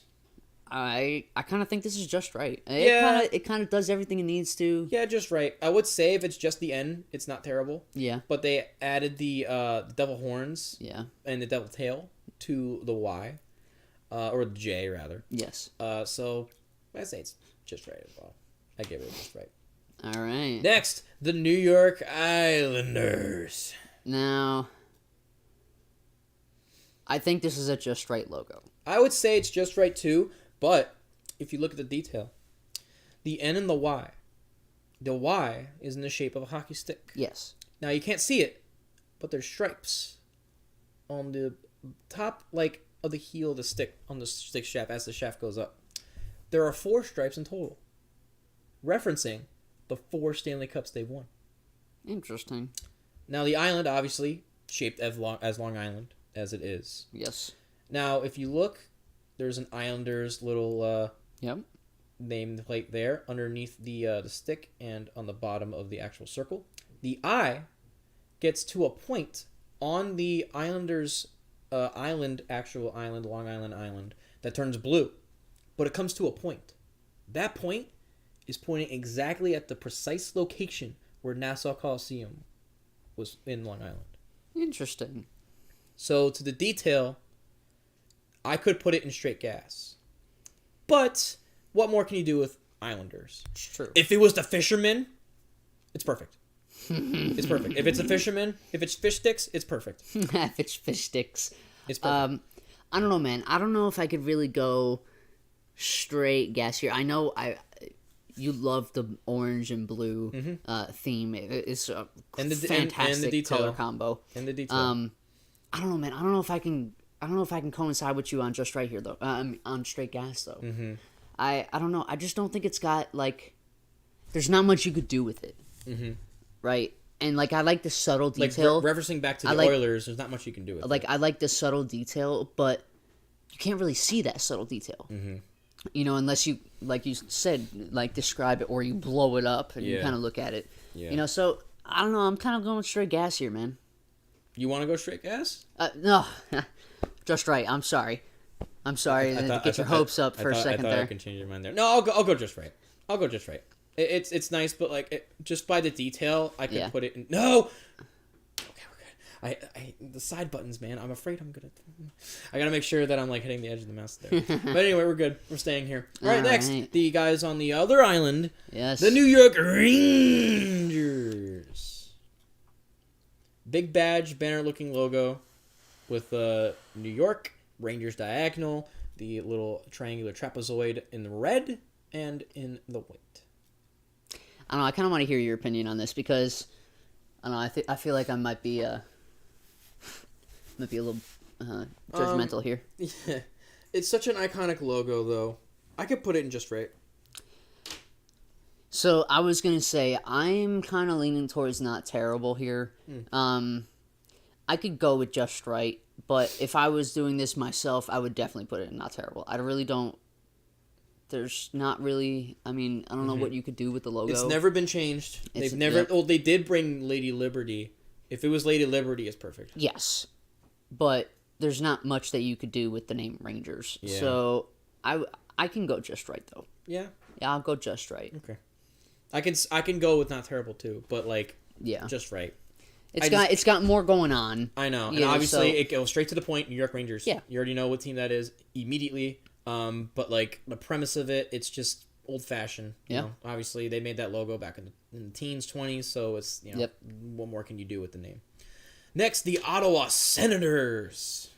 I like this logo too, but I'm leaning not terrible here, honestly. Really? I don't really I kind of just don't really like it that much. It really doesn't do it for me. I actually love this logo. Just because this is the first logo that they came out with. If you remember their last logo, I could actually put their last logo in That's Ass because I'd never liked it. It was just ugly. I never liked it. But this one, I don't know. Like I like it. But like. I like the little Trojan head with the feather, with the red and like the nice little wing at the end there. I mean, it doesn't really necessarily like kind of like complement the name, but it just looks cool. I really like when a team is able to complement the name, like and what can you really do with Senators besides put like a politician up there, right, as a logo? But they go more old fashioned. I like Trojan, it's got more going on than all of the teams in Not Terrible. And I would say that I do like this logo more than I like the Rangers logo. So on that basis, and I also like it more than Buffalo's logo as well. So I could lean towards just right here. Okay. I don't know. Were you leaning towards straight gas on that one? Yeah. It's definitely straight gas, close to perfect for me. I like it. I like the look, especially with their uniforms now. It looks nice. That's true. I did not like their last logo. I did not like it. It was not good. And this is the logo that they had when they went to the Stanley Cup against the Ducks too. So like, it's just nice looking. Oh, we got a flyer here. We'll agree with it. And we do have a flyer here in Philadelphia. Yeah. Not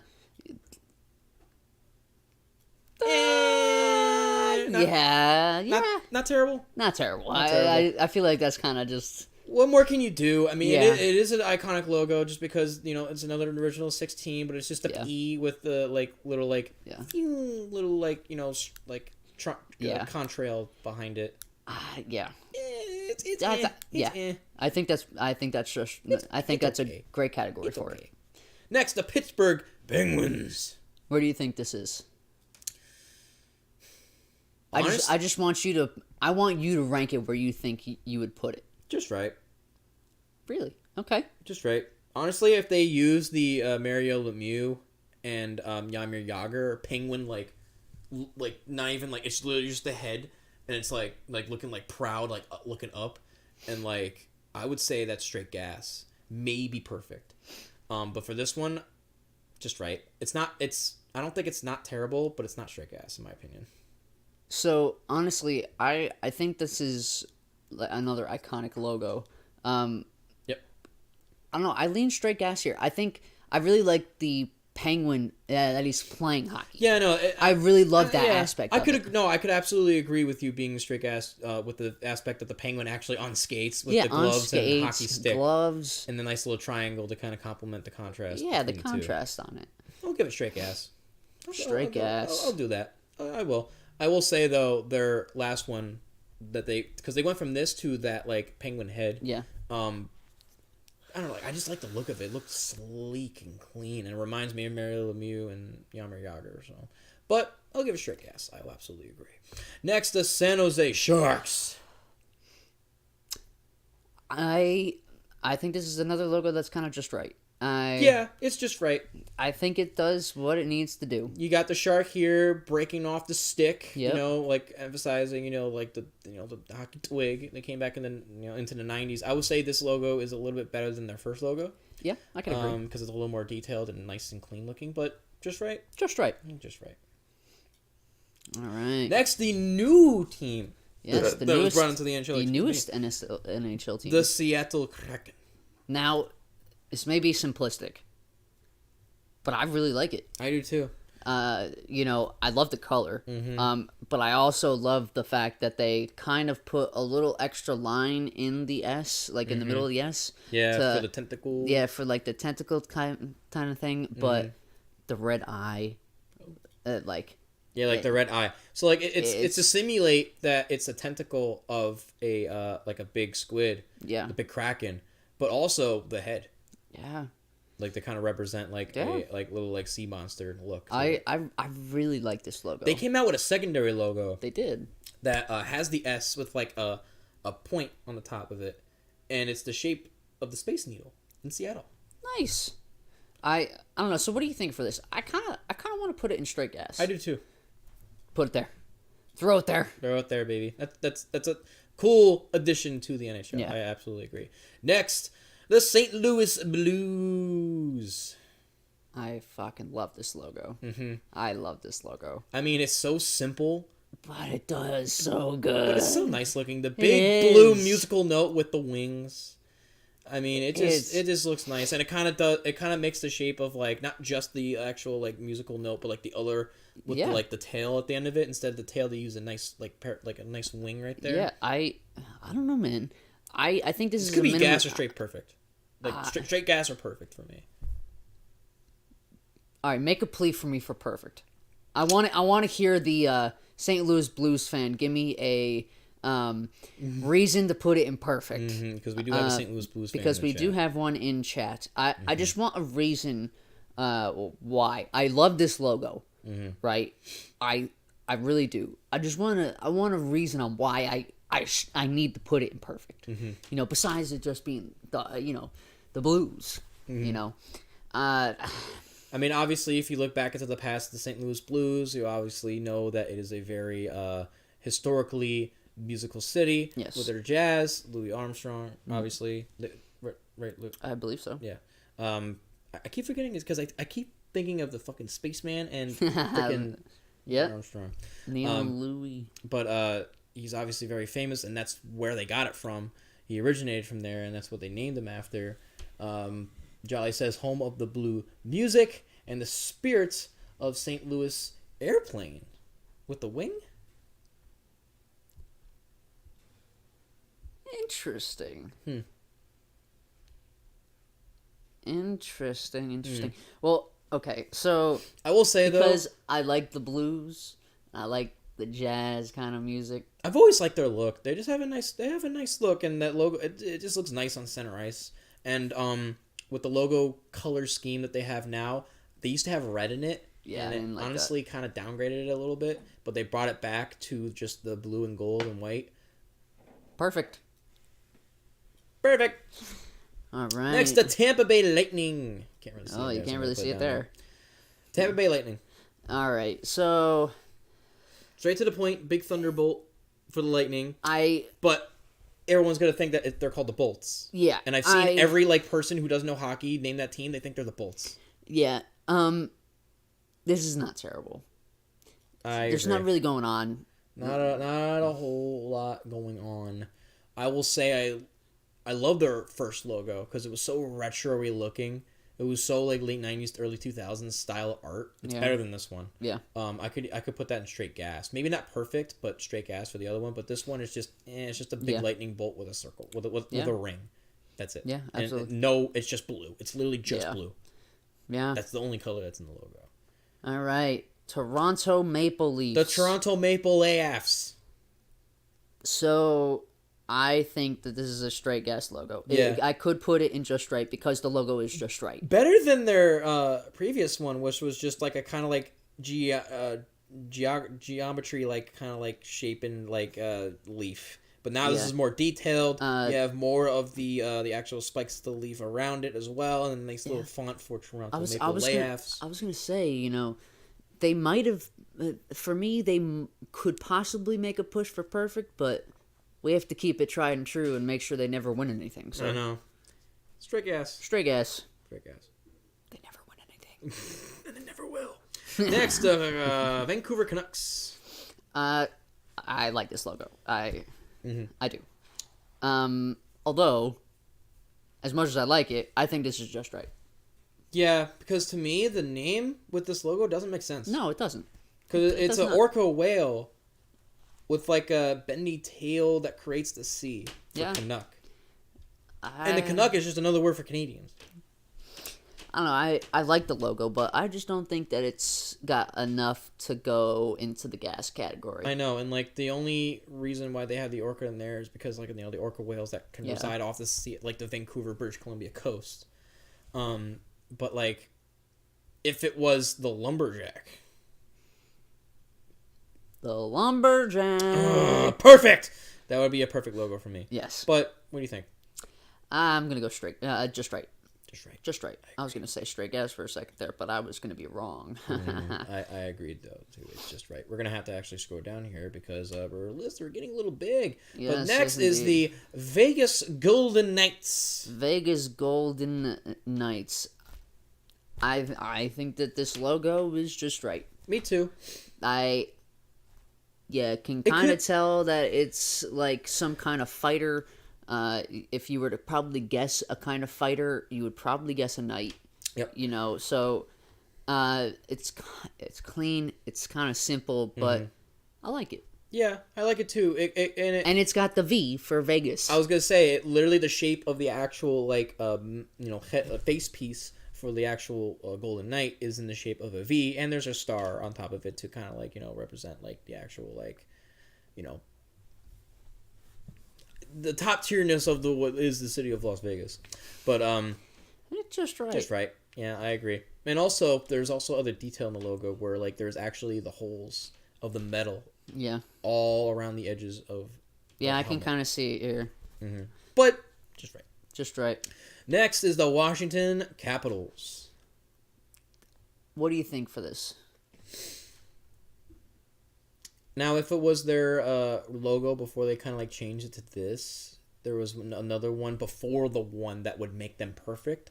I would put that probably in that's ass and not terrible. Yeah. And honestly, I could probably put this one in the not terrible category too. Honestly, I'm gonna side with you there. I'm gonna kind of go in the not terrible side. It's nice. It's but just right. Yeah, I don't know. I don't know. I don't know. I'm kind of going not terrible here. Yeah, not terrible. Now, if it were the Eagle, that'd be perfect. There will be so many perfect logos. Yes. In NHL if they had just kept them. Some of them out there, you know what I mean? But I mean, it is what it is. All right, finally, the last logo on this list is the Winnipeg Jets. It does it. It does what it needs to do. It does exactly what it needs to do. It's the big Air Force Canadian jetliner with the big maple leaf behind it and the little, white little point there to kind of give room for the actual point of the nose of the air fighter jet. They didn't really need to do that, but honestly, it gives it a nice, unique look to it. It does. And then the blue ring around it. I don't know. I love the maple leaf behind it. I love the aspect that they added that into it. Mm-hmm. On that simple fact, I kind of think this is straight gas. I agree. If it wasn't for the maple leaf, I think it would be just right because it would do what it needed to do. Yeah, it would do exactly what it needed to do. But I like the extra, finesse to it. Nice little finesse, and it gives it a more of a modern look. Look at that. Our first list with no dad's asses. Look at that. No dad's ass. And realistically, I knew that was going to happen. Because I kind of hockey has some nice freaking logos. It does. They really, really do. They do their due diligence. Major. Big time. Big time. All right. Let's smile for the camera real quick, so we could post this online. Hey, we appreciate, especially you, Jolly, for, being interactive in this, as a hockey fanatic guy yourself, so we appreciate your input on this too. And for the record, sorry, Aunt Chrissy. Sorry. I know you love your Habs, but Habs or bads? Habs or babs? They're Babs. Babs is shopping. Dancing. Shopping, rearranging furniture. All right. But get your last look. Yeah. That was our NHL Rank This tier list. We love doing it. I love doing this. And I can't wait. I can't wait for what we come up with next. Yeah, I don't know if we're gonna do a Rank This next week. I kind of think we should do another Time to Reminisce next week. Maybe. I think it's time to reminisce indeed. We could talk back on some of, the baseball experiences that we've had, Yeah. But, as there the will season, be more. As the season commences. As the season goes along, especially with the season start of baseball, Yes, we'll actually give you some absolutely. stories about our experiences. Yeah. Maybe with the opening weeks of Little League, how exciting those were. Yeah, absolutely. Very, very exciting. All right. But thank you for watching another installment of Rank This. We'll probably come back with it in another couple of weeks and within the next couple of installments of the podcast. But can't thank you enough for showing up, for sticking around, for watching this after the fact, for making it all the way through the the podcast. We appreciate you. We can't say enough about it. We're grateful for you. Any final words for our departure here? When we come back, baseball has started. Baseball will officially be back. Next time on Dragging These Balls Across Your Face. No, I'm kidding. Next time on Gabagalooza, the podcast. Thank you all for coming.